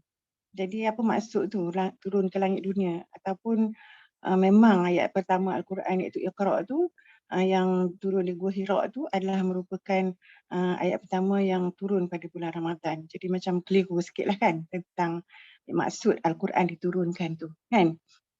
Kadang kita ingat ayat pertama lah kan, tapi tak tahulah, wallahu alam. Kemudian yang kedua, nak tanya Ustazah, kan bulan Ramadan ni kalau boleh kita nak banyak baca Quran kan, tapi kita macam rasa bebelah bagi sama ada nak buat khatam Quran ataupun nak habiskan bacaan Quran macam biasa. Sebab bila kita khatam Quran ni selalunya kita tak sempat nak tengok makna, kita tak sempat nak tadabbur kan. Tapi kita bolehlah habiskan Quran tu kan. Tapi kalau kita baca macam biasa hari-hari kita baca, mungkin kita tak boleh nak khatam, tapi kita dapat melihat, menghayatilah, mentadabbur ayat-ayat tu. Yang mana satu yang kata lebih aulawiyat lah kan, lebih utama kan, sebab kalau kita nak buat dua-dua mungkin kita tak sempat kan. Jadi yang mana satu yang lebih utama? Tu je lah Ustazah. Jazakallah khair. Assalamualaikum warahmatullahi wabarakatuh. Kumpul soalan dulu ke ataupun jawab? Mungkin jawab dulu kot. Okey, insyaAllah. Jadi berkaitan dengan penurunan Al-Quran, penurunan Al-Quran ni kalau kita tengok dalam bab nuzul Al-Quran ni, kalau dalam ulum Quran ni dia menceritakan tentang tahap-tahap penurunan Al-Quran. Jadi kita tahu Al-Quran, ayat-ayat Al-Quran dia diturunkan secara beransur-ansur, kan? Tapi beransur-ansur tu dia ada step-step dia. Okey, jadi yang pertama sekali ialah Al-Quran diturunkan dari Lauh Mahfuz ke Baitul Izzah di langit dunia secara sekaligus. Yang tu dia berlaku pada bulan Ramadan yang Allah sebutkan Syahrul Ramadan alladzi unzila fihi al-Quran. Ataupun dalam surah Al-Qadr, inna anzalnahu fi lailatul qadr. Kan? Jadi yang tu dia berlaku daripada Al-Quran ni diturunkan dari Lauh Mahfuz ke Baitul Izzah. Okey. Tapi dia diturunkan kepada Rasulullah sallallahu alaihi wasallam secara bertahap-tahap mengikut peristiwa-peristiwa yang berlaku. Jadi Al-Quran ni diturunkan kepada Rasulullah, dia bukan diturunkan secara sekaligus. Dia diturunkan secara bertahap-tahap. Maksudnya satu ayat, mungkin satu surah ataupun beberapa ayat dulu, kan, mengikut peristiwa yang berlaku pada zaman Rasulullah sallallahu alaihi wasallam, disebabkan tujuan penurunan Al-Quran ini adalah untuk merawat permasalahan manusia, untuk memberi solusi kepada masalah-masalah yang dihadapi oleh umat manusia pada ketika tu. Jadi selepas kewafatan Rasulullah, maksudnya dah tak ada dah penurunan Al-Quran. Jadi yang terakhir tu diturunkan, dia dah lengkap dah syariat Al-Quran. Jadi yang dimaksudkan dengan Syahrul Ramadan alladzi unzila fihi al-Quran, pada bulan Ramadan tu diturunkan Al-Quran, maksudnya ialah diturunkan daripada Lauh Mahfuz ke Baitul Izzah. Maksudnya daripada Lauh Mahfuz ke Baitul Izzah tu dia diturunkan secara sekaligus.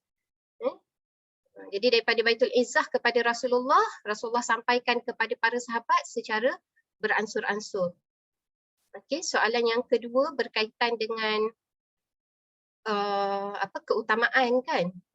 Keutamaan sama ada kita nak tadarus, yang ni pun ada soalan yang famous jugalah, kan? Famous jugalah.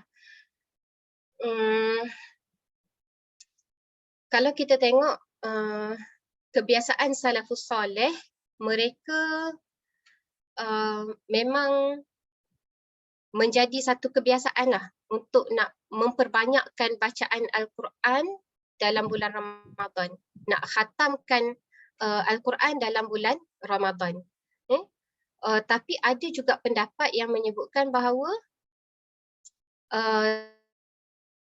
pertama disebabkan itu adalah matlamat kepada penurunan Al-Quran. Okey. Tapi di sini bukanlah kita kata kita nak ambil masa bulan Ramadan tu untuk nak tadabbur saja. Nak tadabbur ni dia mengambil masa yang panjang, kan? Sepanjang hidup kita nak tadabbur. Cuma saya rasa dia bergantung kepada, maksudnya contoh kalau kata pada level orang awam yang dia tak faham bahasa Arab, mungkin dia fokus kepada bacaan ataupun tadarus tu untuk nak khatamkan Al-Quran sebab dia nak mendapat kelebihan dalam ganjaran tu, kan, ganjaran yang dijanjikan dalam membaca Al-Quran. Okey, tapi kita tak katalah dia mengurangkan pahala bila dia tak tadabbur. Cuma kita kena ada peruntukan juga masa untuk merenung maksud-maksud ayat Al-Quran. Ada juga orang yang memang dia baca Al-Quran, dia dah ada basic bahasa Arab, dia faham bahasa Arab, dia baca Al-Quran, dia dah boleh faham, kan? Jadi kat situ dia dah tadabbur dah kat situ. Dan tu yang dimaksudkan dengan kebiasaan salafus soleh dulu. Kebiasaan salafus soleh yang dibaca Al-Quran sampai khatam berapa kali dalam sebulan tu, disebabkan mereka ni memang memahami bahasa Arab dan mereka memang faham Al-Quran. Dia even tahu tafsir-tafsir dalam Al-Quran.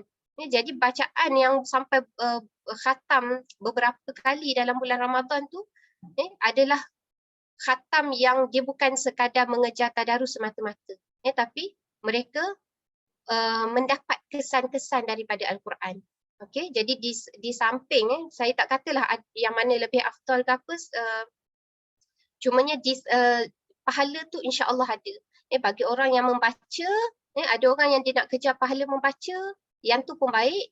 Bagi orang yang dia nak memberi kesan, nak menambah kefahaman dia terhadap ayat-ayat Allah pun, yang tu pun baik.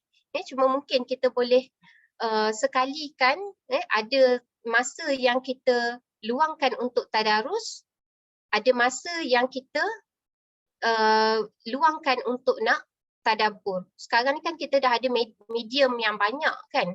Kita dah ada medium yang bermacam-macam untuk nak tadabbur Al-Quran. Saya pun ada dapat beberapa link juga berkaitan dengan tadabbur Al-Quran. Kalau biasa ikut Ustaz Syahri Abdul Rahman kan, dia ada buat kelas-kelas tadabbur. Rasanya Haluan pun ada buat kan, yang terbaru ni dapat poster Ustaz Uzair. Dia buat sesi-sesi untuk tadabbur Al-Quran. So mungkin insya-Allah tu adalah salah satu usaha kita untuk nak tadabbur ayat-ayat Al-Quran, di samping kita tak mengetepikan tadarus ataupun tilawah Al-Quran.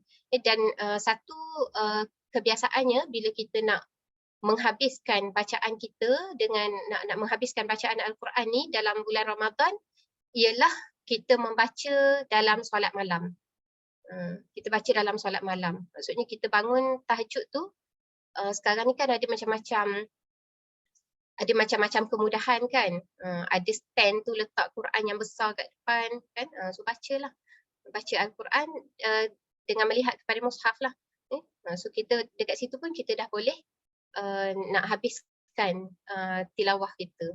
Kita nak memperbanyakkan tilawah kita dalam solat malam. Tak semestinya kita kena duduk kan, baca duduk kat meja baca macam tu je. Wallahualam, saya minta maaf kalau tak terjawab persoalan-persoalan ni. Saya pun berdebar juga ni dapat soalan-soalan kan. Sebab tak semua soalan yang boleh dijawab secara spontan kan. Mungkin ada benda-benda kena merujuk terlebih dahulu. Mungkin ada yang lebih tahu dan lebih arif. Saya alu-alukan jugalah untuk nak menjawab persoalan saibah-saibah kita pada hari ini. Okey. Wallahualam. Okay, terima kasih Ustazah. Ni dekat-dekat chat ni dah ada dah beberapa soalan. Boleh tengok yang pertama. Assalamualaikum Ustazah, saya nak tanya macam mana untuk kita senang bangun walaupun kita tidur agak lewat malam atas sebab ada tuition dan sebagainya. Dan seterusnya untuk konsisten lah bangun malam tu. Dan yang saya baca sekali ya. Yang kedua, yang ni Ustazah ada bagi tips tadi. Share tips atau cara untuk dapatkan tadabbur yang berkesan kalau ada nak penambahan ke. Dan yang ketiga, mohon Ustazah share sikit berkaitan hebatnya sahabat-sahabat berperang dalam Badar Al-Kubra. Mungkin boleh jawab mana yang mudah lah Ustazah. Okey. Saya cuba jawablah setakat yang mampu insya-Allah. Tips untuk senang bangun malam walaupun tidur lewat. Memang tak dinafikan lah kita ada komitmen yang macam-macam kan. Yang mungkin kat situ teruji sikit untuk kita nak bangun lebih awal. Kadang-kadang bangun sahur tak kata orang lain lah kan yang bercakap ni pun. Bangun sempat nak sahur kan sebab terlewat. Mungkin malam tu anak meragam kan. Kejap-kejap terjaga duk menyusu kan. Kalau ibu-ibu kalau yang belajar ni kena pula final exam kan. Cuma benda ni kita boleh rancang insya-Allah dengan izin Allah. Setakat mana yang kita boleh rancang, kita rancang. Sebab tu kita kena ada perancangan dalam bulan Ramadan. Perancangan kita maksudnya makan kita pukul berapa, kerja kita pukul berapa, Al-Quran kita pukul berapa, tidur kita pukul berapa. Yang mungkinlah dia perancangan tu kita kadang-kadang kita tak boleh nak ikut sangat disebabkan kekangan-kekangan tertentu. Dan perancangan kita untuk bangun esoknya pun kita kena rancangkan dengan alarmnya, dengan pesan dekat siapa-siapa untuk kejut kan. Dan satu yang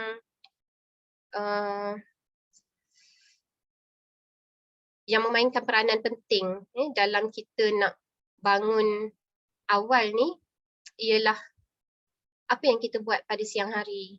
Yang tu kita tak nafikanlah selain daripada perancangan-perancangan kita apa semua tu kan. Apa yang kita buat pada siang hari.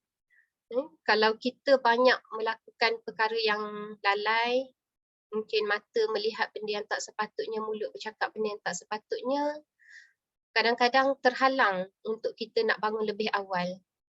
Kan? Untuk kita nak tahajud. Walaupun insya-Allah kita dah ada niat untuk bangun awal nak tahajud tu dah ada pahala kan. Tapi kita takut-takut. Penghalang untuk kita bangun tu ada banyak kan. Mungkin sebab keletihan, tapi kita takut ada satu penghalang yang bahaya untuk kita nak bangun lebih awal, iaitu dosa dan maksiat. Jadi Ramadan ni dia adalah bulan keampunan. Jadi kita mintalah dengan Allah, banyakkan istighfar, banyakkan taubat. Mudah-mudahan dengan istighfar dan taubat tu, dia memudahkan lagi untuk kita nak bangun.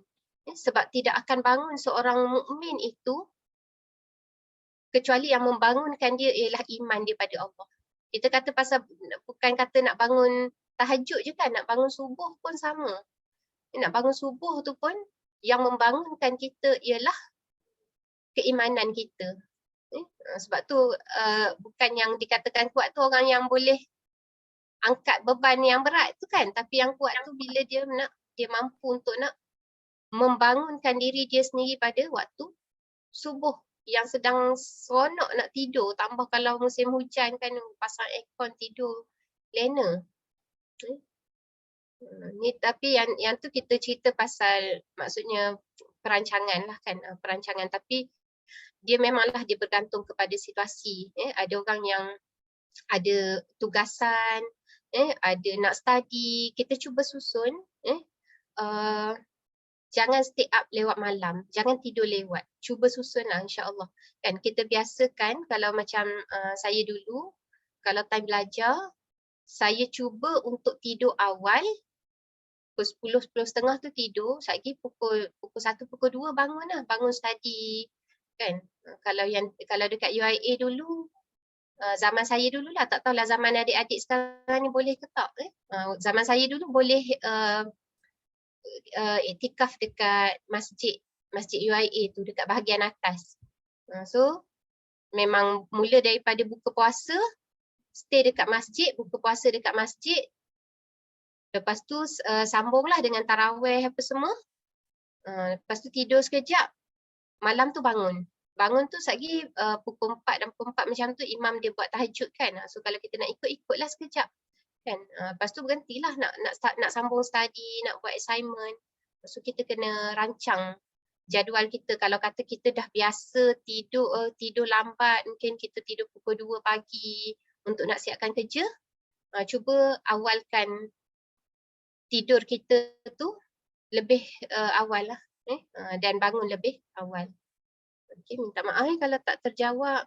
InsyaAllah share tips ataupun cara untuk mendapatkan tadabbur yang berkesan.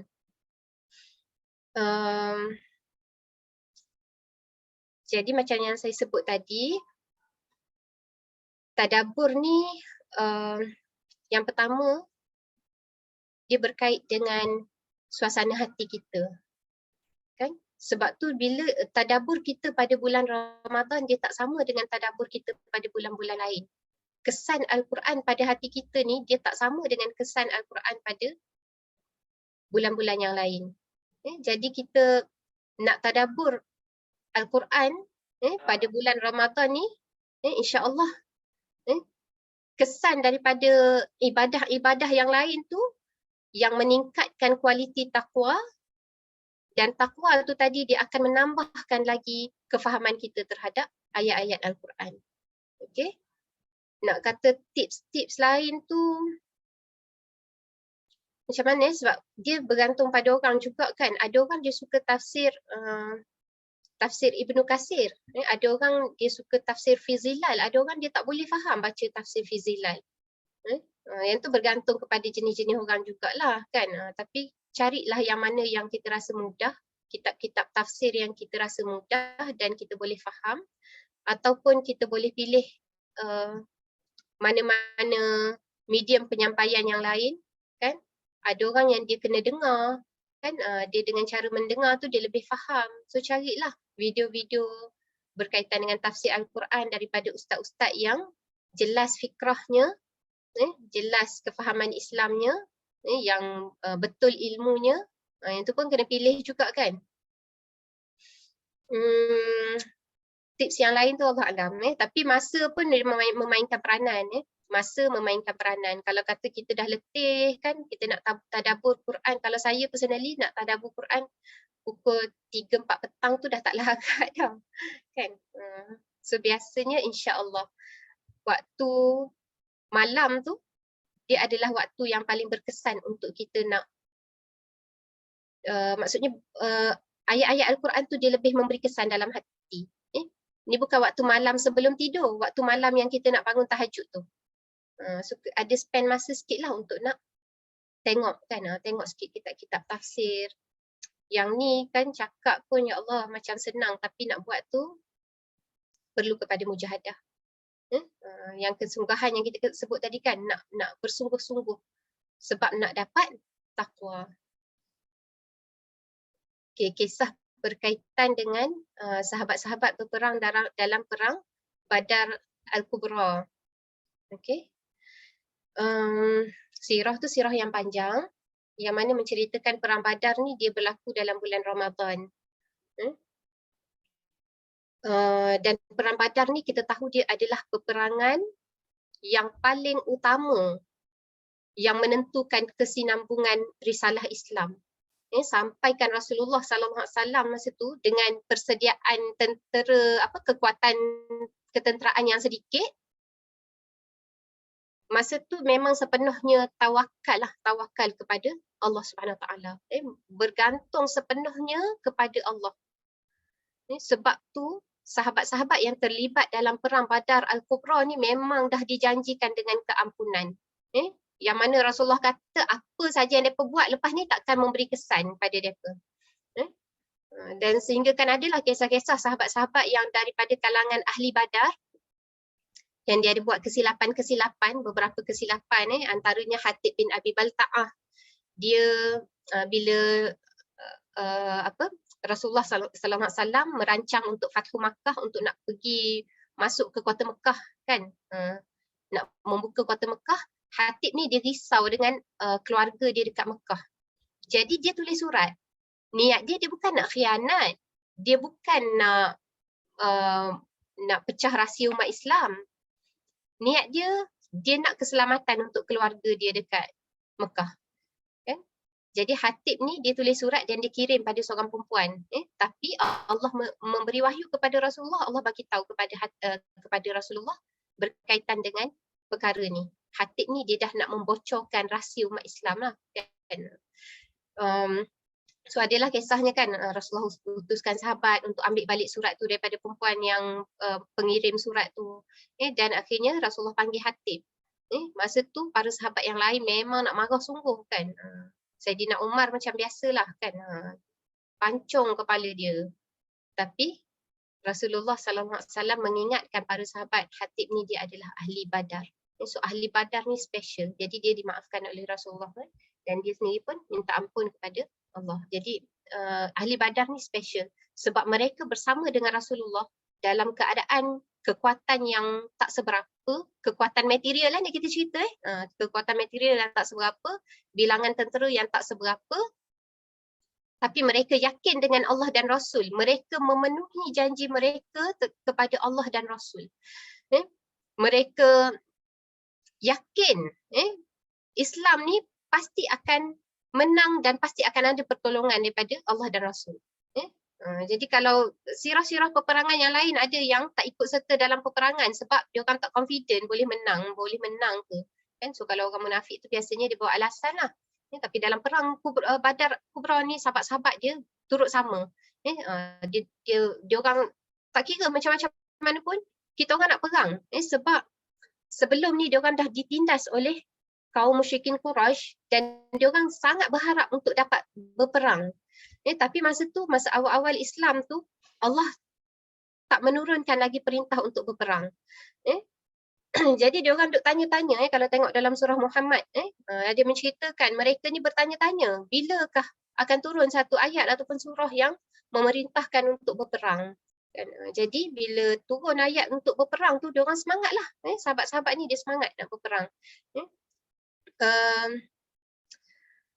Walaupun dalam keadaan yang kita kata kekurangan tu, Rasulullah SAW boleh bacalah dalam kitab sirah macam mana kan Rasulullah SAW berdoa minta dengan Allah sampai tak nak berhenti kan, sampai Abu Bakar kata cukuplah Rasulullah kan.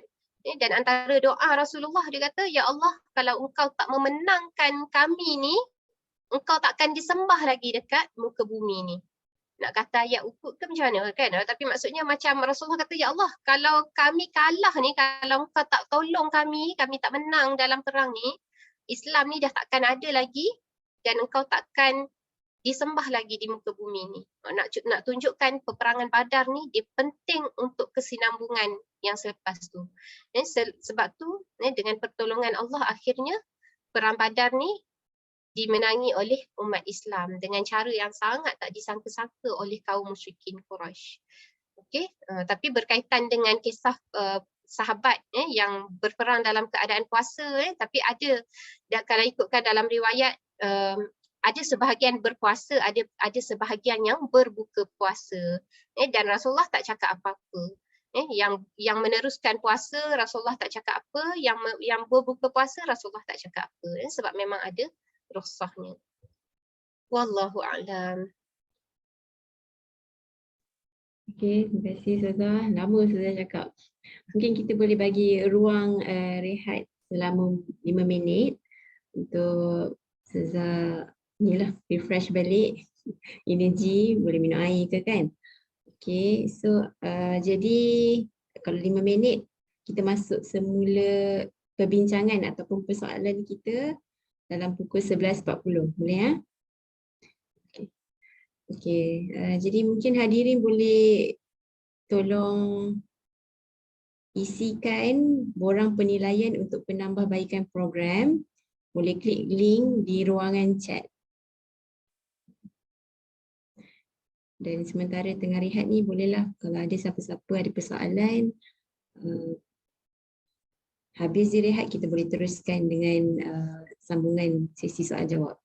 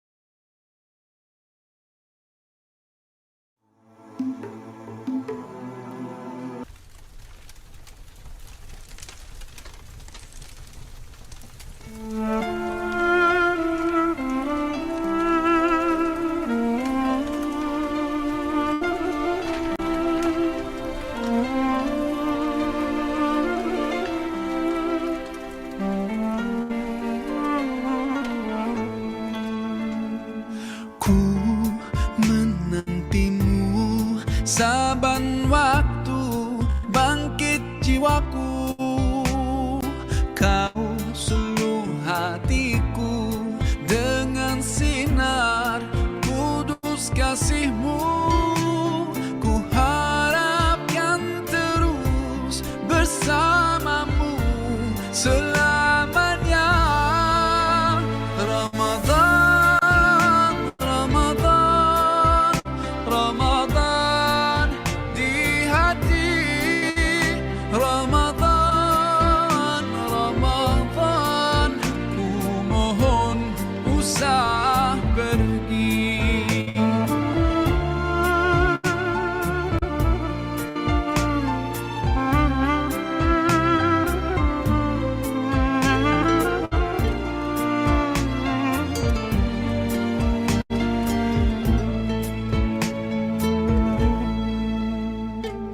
Rahmat melimpah, damainya ku rasakan. Ramadan, bulan Al-Quran, mendidik jiwaku, menyuburkan iman. Ku harapkan terus bersamamu selamanya. Ramadan, Ramadan, Ramadan di hati. Ramadan, Ramadan, ku mohon usah pergi.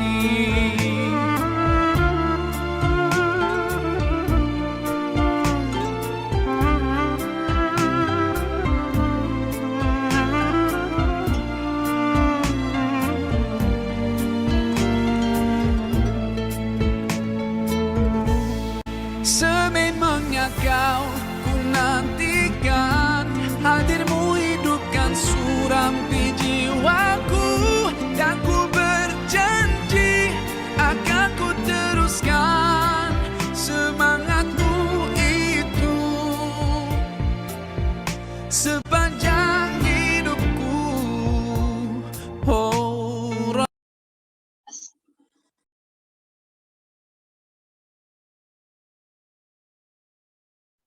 Okay, Alhamdulillah, kita sambung semula sesi soal jawab kita.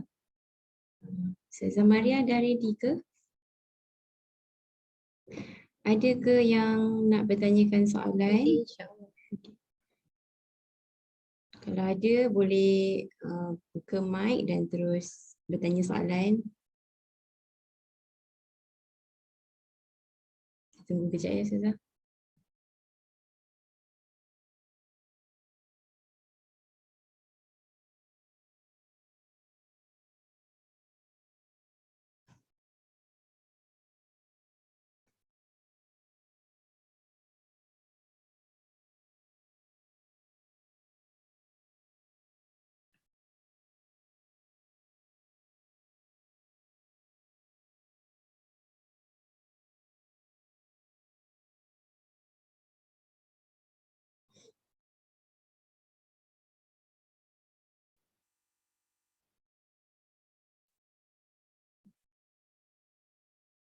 Ada siapa-siapa yang nak bertanyakan soalan berkenaan dengan Ramadan?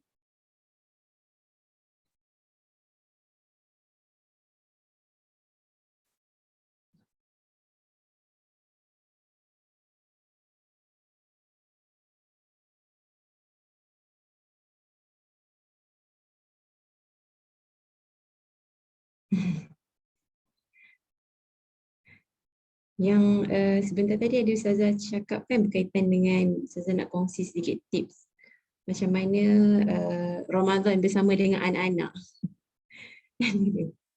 Kalau Ustazah boleh kongsikan sedikit, sebab saya pun anak seorang pun saya rasa macam dah macam tak tahulah boleh ke tak boleh ke nak fokus kepada ibadah kan. Kalau Ustazah boleh kongsikan sedikit tips.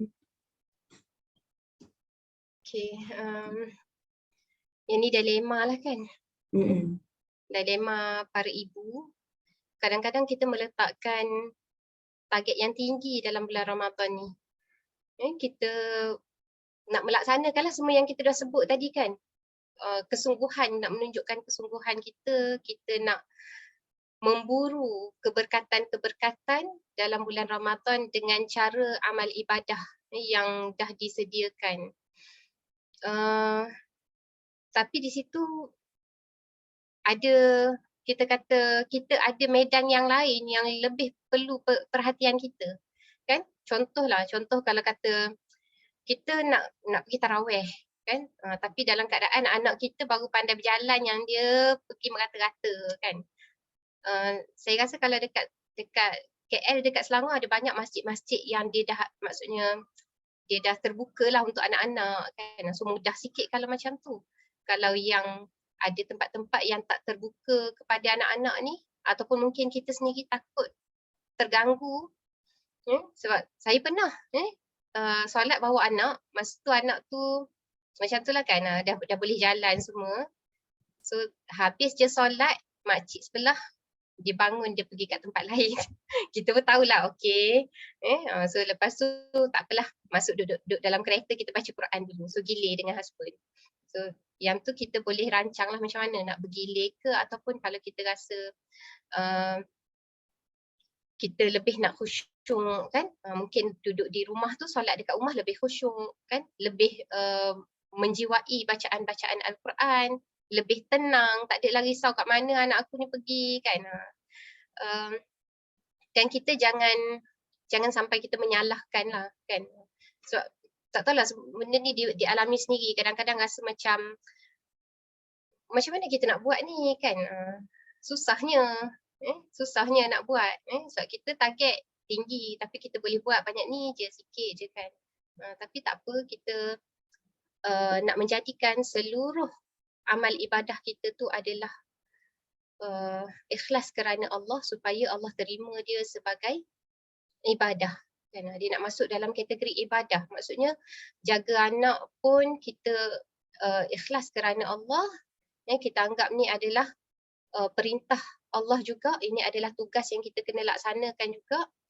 Kita nak mengurus rumah tangga, kadang-kadang masak kan, waktu nak sahur tu jealousnya lah kan, jealousnya dekat suami tu boleh kan, dia boleh lah buat benda-benda yang dia kena buat tu kan, kita duk masak. So selain daripada perancangan tadi, kita nak anggap jugalah ni sebagai medan kita. Ini pun medan kita untuk beribadah kan. Jangan stres-stres lah. Nak kata tips pun tak tahulah, tak adalah tips yang ni sangat kan. Tapi kita jangan banding-bandingkan diri kita dengan orang lain kan. Bagi yang bujang, dia berbeza keadaan dia dengan yang dah berkahwin. Bagi yang anak-anak dah besar-besar, keadaan dia berbeza. Jadi kita punya medan ni semua berbeza-beza. Yang penting kita dah buat sehabis baik dan mujahadah kita sekarang ni untuk kita nak ikhlas, nak menjadikan kerja buat kita ni betul-betul kerana Allah. Di samping yang lain-lain lah kan, kalau kata kita tak boleh nak duduk tadabbur Quran, kita sambil-sambil lah buat kerja dengan istighfar, dengan sayyidul istighfar kan, baca istighfar ataupun dengan zikir-zikir ataupun pasang ayat-ayat Quran, apa-apa sahaja peluang yang kita boleh ambil, kita ambil. Sebab kita nak sampai kepada matlamat. Kita nak sampai kepada matlamat tu.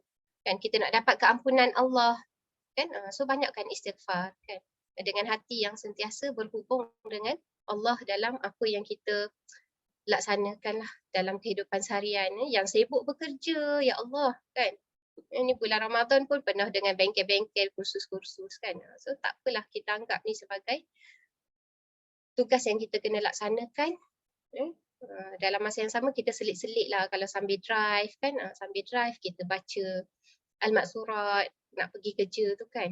Mungkinlah pagi tu tak sempat sebab rushing kan, anak sekolah lagi, kita nak drive pula kan. Tapi ambillah peluang-peluang yang kita ada tu untuk nak, kita kata apa, kita nak menambah kan, nak menambah kotak-kotak amalan kita tu, insyaAllah. InsyaAllah, Ustazah, jazakillah atas perkongsian pengalaman. Okey, sekejap. Saya rasa ada ni.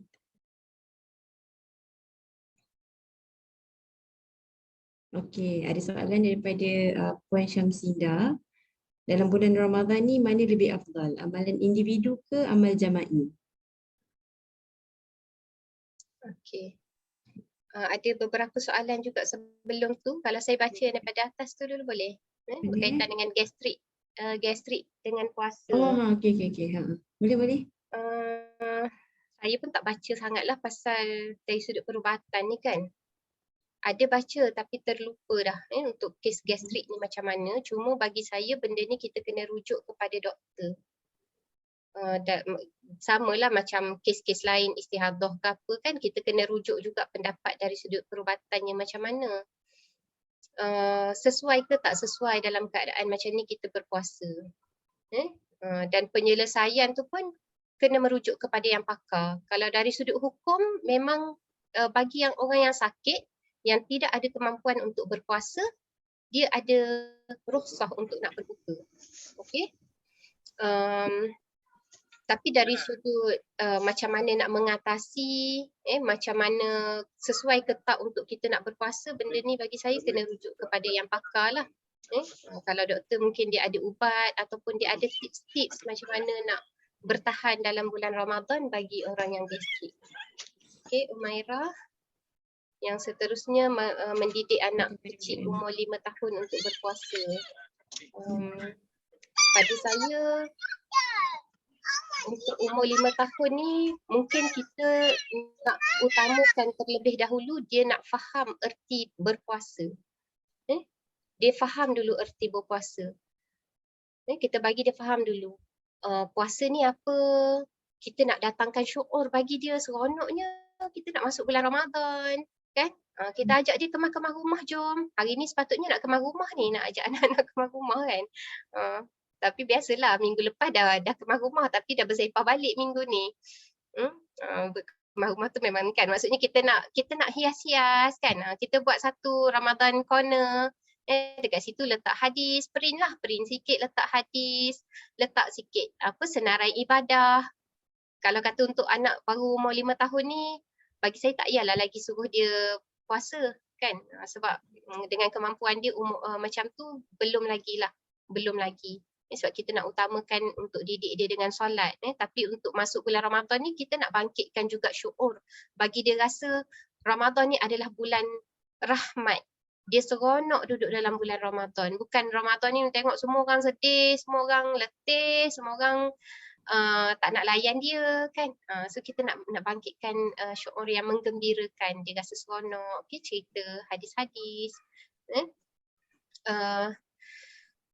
Kita nak mendidik dia macam mana, apa tujuan puasa, kenapa Allah suruh kita berpuasa, benda-benda yang macam tu dululah, sebelum kita nak train dia untuk belajar lapar dan dahaga tadi.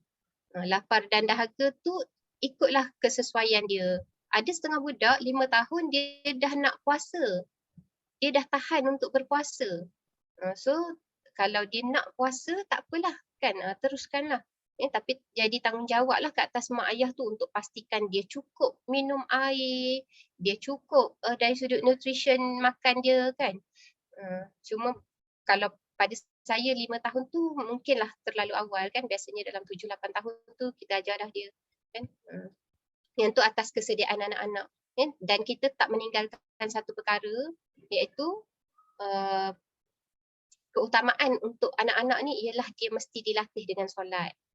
Yang tu memang perintah Rasulullah sallallahu alaihi wasallam, ajar anak solat ketika umur 7 tahun. Okey, tapi maksudnya benda ni dia kena disekalikan. Bukanlah solat tu solat je kita nak ajar, benda lain kita tak ajar kan. Bolehlah kita didik dengan suasana Ramadan. Okey, yang seterusnya tadi, mana yang lebih afdal, amalan individu ke amalan jama'i? Kalau kita tengok daripada kisah-kisah salafus soleh, biasanya para ulama, para salafus soleh ni mereka mengurangkan waktu bersama manusia pada bulan Ramadan. Sebab dia nak fokus kepada ibadah. Ibadah ni lah kita katakan, ibadah-ibadah yang memang dikhususkan sepanjang bulan Ramadan. Sebab peluang untuk Ramadan ni sebulan je dalam setahun. Yang amal jama'i tu insya-Allah kita boleh lagi dalam bulan-bulan yang lain. Kan? Cuma yang ni bagi saya atas keutamaan. Tengoklah apa yang kita maksudkan dengan amal jama'i. Kan? Adakah maksud dia apa, contohnya ada orang yang perlukan bantuan, kita tak bantu dia kan. So tengoklah keutamaan-keutamaannya macam mana. Tapi kalau mengikut sirah salafus soleh dulu, ada yang sampai menghentikan pengajaran kuliah-kuliah dia sebab dia nak menumpukan kepada amalan-amalan pada bulan Ramadan. Okay, Rabiha yang seterusnya. Saya minta jugalah kalau kata ada tambahan-tambahan daripada sahibah-sahibah, boleh nak tambah. Sebab jawapan saya pun mungkinlah tak lengkap kan, terkurang di sana sini setakat yang mana yang mampu saja. Kalau niat puasa sebulan pada malam puasa pertama tapi lepas puasa beberapa hari datang bulan lepas suci, kalau ada hari terlupa niat puasa untuk esok hari, adakah puasa pada hari itu sah? Okey, yang pertama kita nak faham bahawa niat tu adalah apa yang ada dalam hati kita, kan? Maksudnya kalau kita bangun sahur tu bermaksud kita memang nak berniat untuk berpuasa. Cuma ada juga pendapat yang menyebutkan kita berniat untuk puasa selama sebulan in case kalau katalah kita terlupa untuk niat puasa setiap hari tu. Kan, ada juga pendapat yang kata boleh lah. Tapi kita biasanya kita nak sahur tu, kita sama-sama lah kan, pakat-pakat dengan ahli keluarga kita ni. Memang niat tu dalam hati, tapi lafaz tu adalah untuk nak membantu kita, nak menjelaskan niat kita. Okay, so pakat-pakat lah dengan ahli keluarga, dengan anak-anak kan. So kita baca niat sama-sama.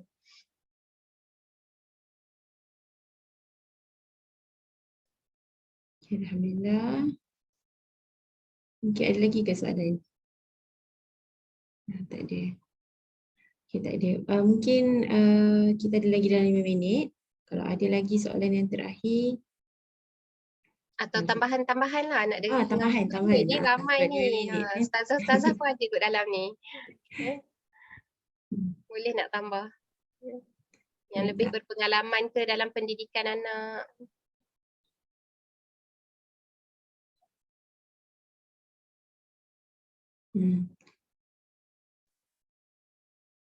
Segan masing-masing cik.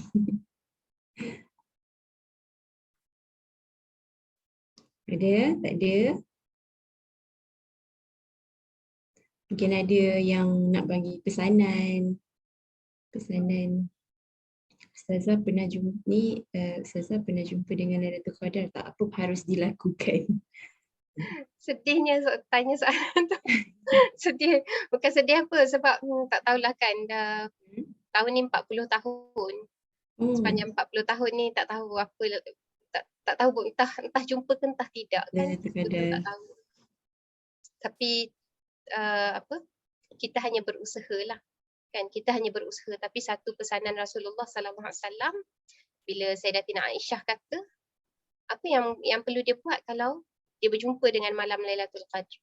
Jadi Rasulullah SAW menganjurkan satu doa, Allahumma innaka afuun tuhibbul afwa fa'fu anna. Banyakkan baca yang tu. Untuk antaranya lah, banyakkan baca yang tu. Itu antara doa yang maksur daripada Rasulullah SAW. Kita baca setiap malam lah kan. Terutamanya 10 malam yang terakhir. Yang mana insya-Allah antara 10 malam yang terakhir tu adalah kan malam-malam yang Allah pilih sebagai Lailatul Qadar, dan ada orang-orang yang akan Allah pilih untuk dia bertemu dengan Lailatul Qadar. Tak tahulah kalau tanya pernah jumpa ke tak. Kalau zaman kecil-kecil dulu dengar ada orang cerita nampak pokok sujud lah apa kan. Tak ada lah. Tanda-tanda macam tu kita tak tahu kan. Tapi tanda-tanda kalau ulama'-ulama' yang dulu-dulu mereka ada tanda-tanda kan berdasarkan daripada pengalaman orang-orang yang soleh lah.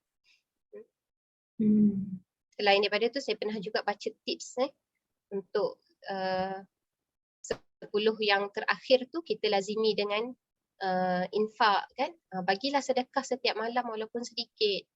Kita baca ayat-ayat Al-Quran walaupun sikit. Ada yang baca apa? Surah Al-Ikhlas, sebab Al-Ikhlas ni 1/3 Al-Quran kan. Ada beberapa lagi lah, saya pun nak sebut tu banyak, tapi yang mungkin yang kita cuba nak fokus untuk kita buat ialah persiapan kita sebelum Ramadan. InsyaAllah dia menentukan juga nasib kita untuk 30 hari Ramadan ni. Wallahualam. Okay. Alhamdulillah, jazakillah khairan jazak kepada Ustazah ya. Tengok chat-chat. Okay, tak ada. Mungkin tips 10 terakhir tadi Ustazah dah masukkan sedikit kan tadi. Okay, alhamdulillah kita dah habis pada sesi ataupun program kita pada hari ini. Okay, moga apa yang Ustazah berikan sebentar tadi kita dapat manfaatkan, kita dapat laksanakan atas pertolongan Allah Subhanahu Wa Taala. Dan moga Ramadan kali ini lebih baik daripada Ramadan yang sebelumnya. Jadi sebelum berakhir kita akan ada, terima kasih ya Ustazah.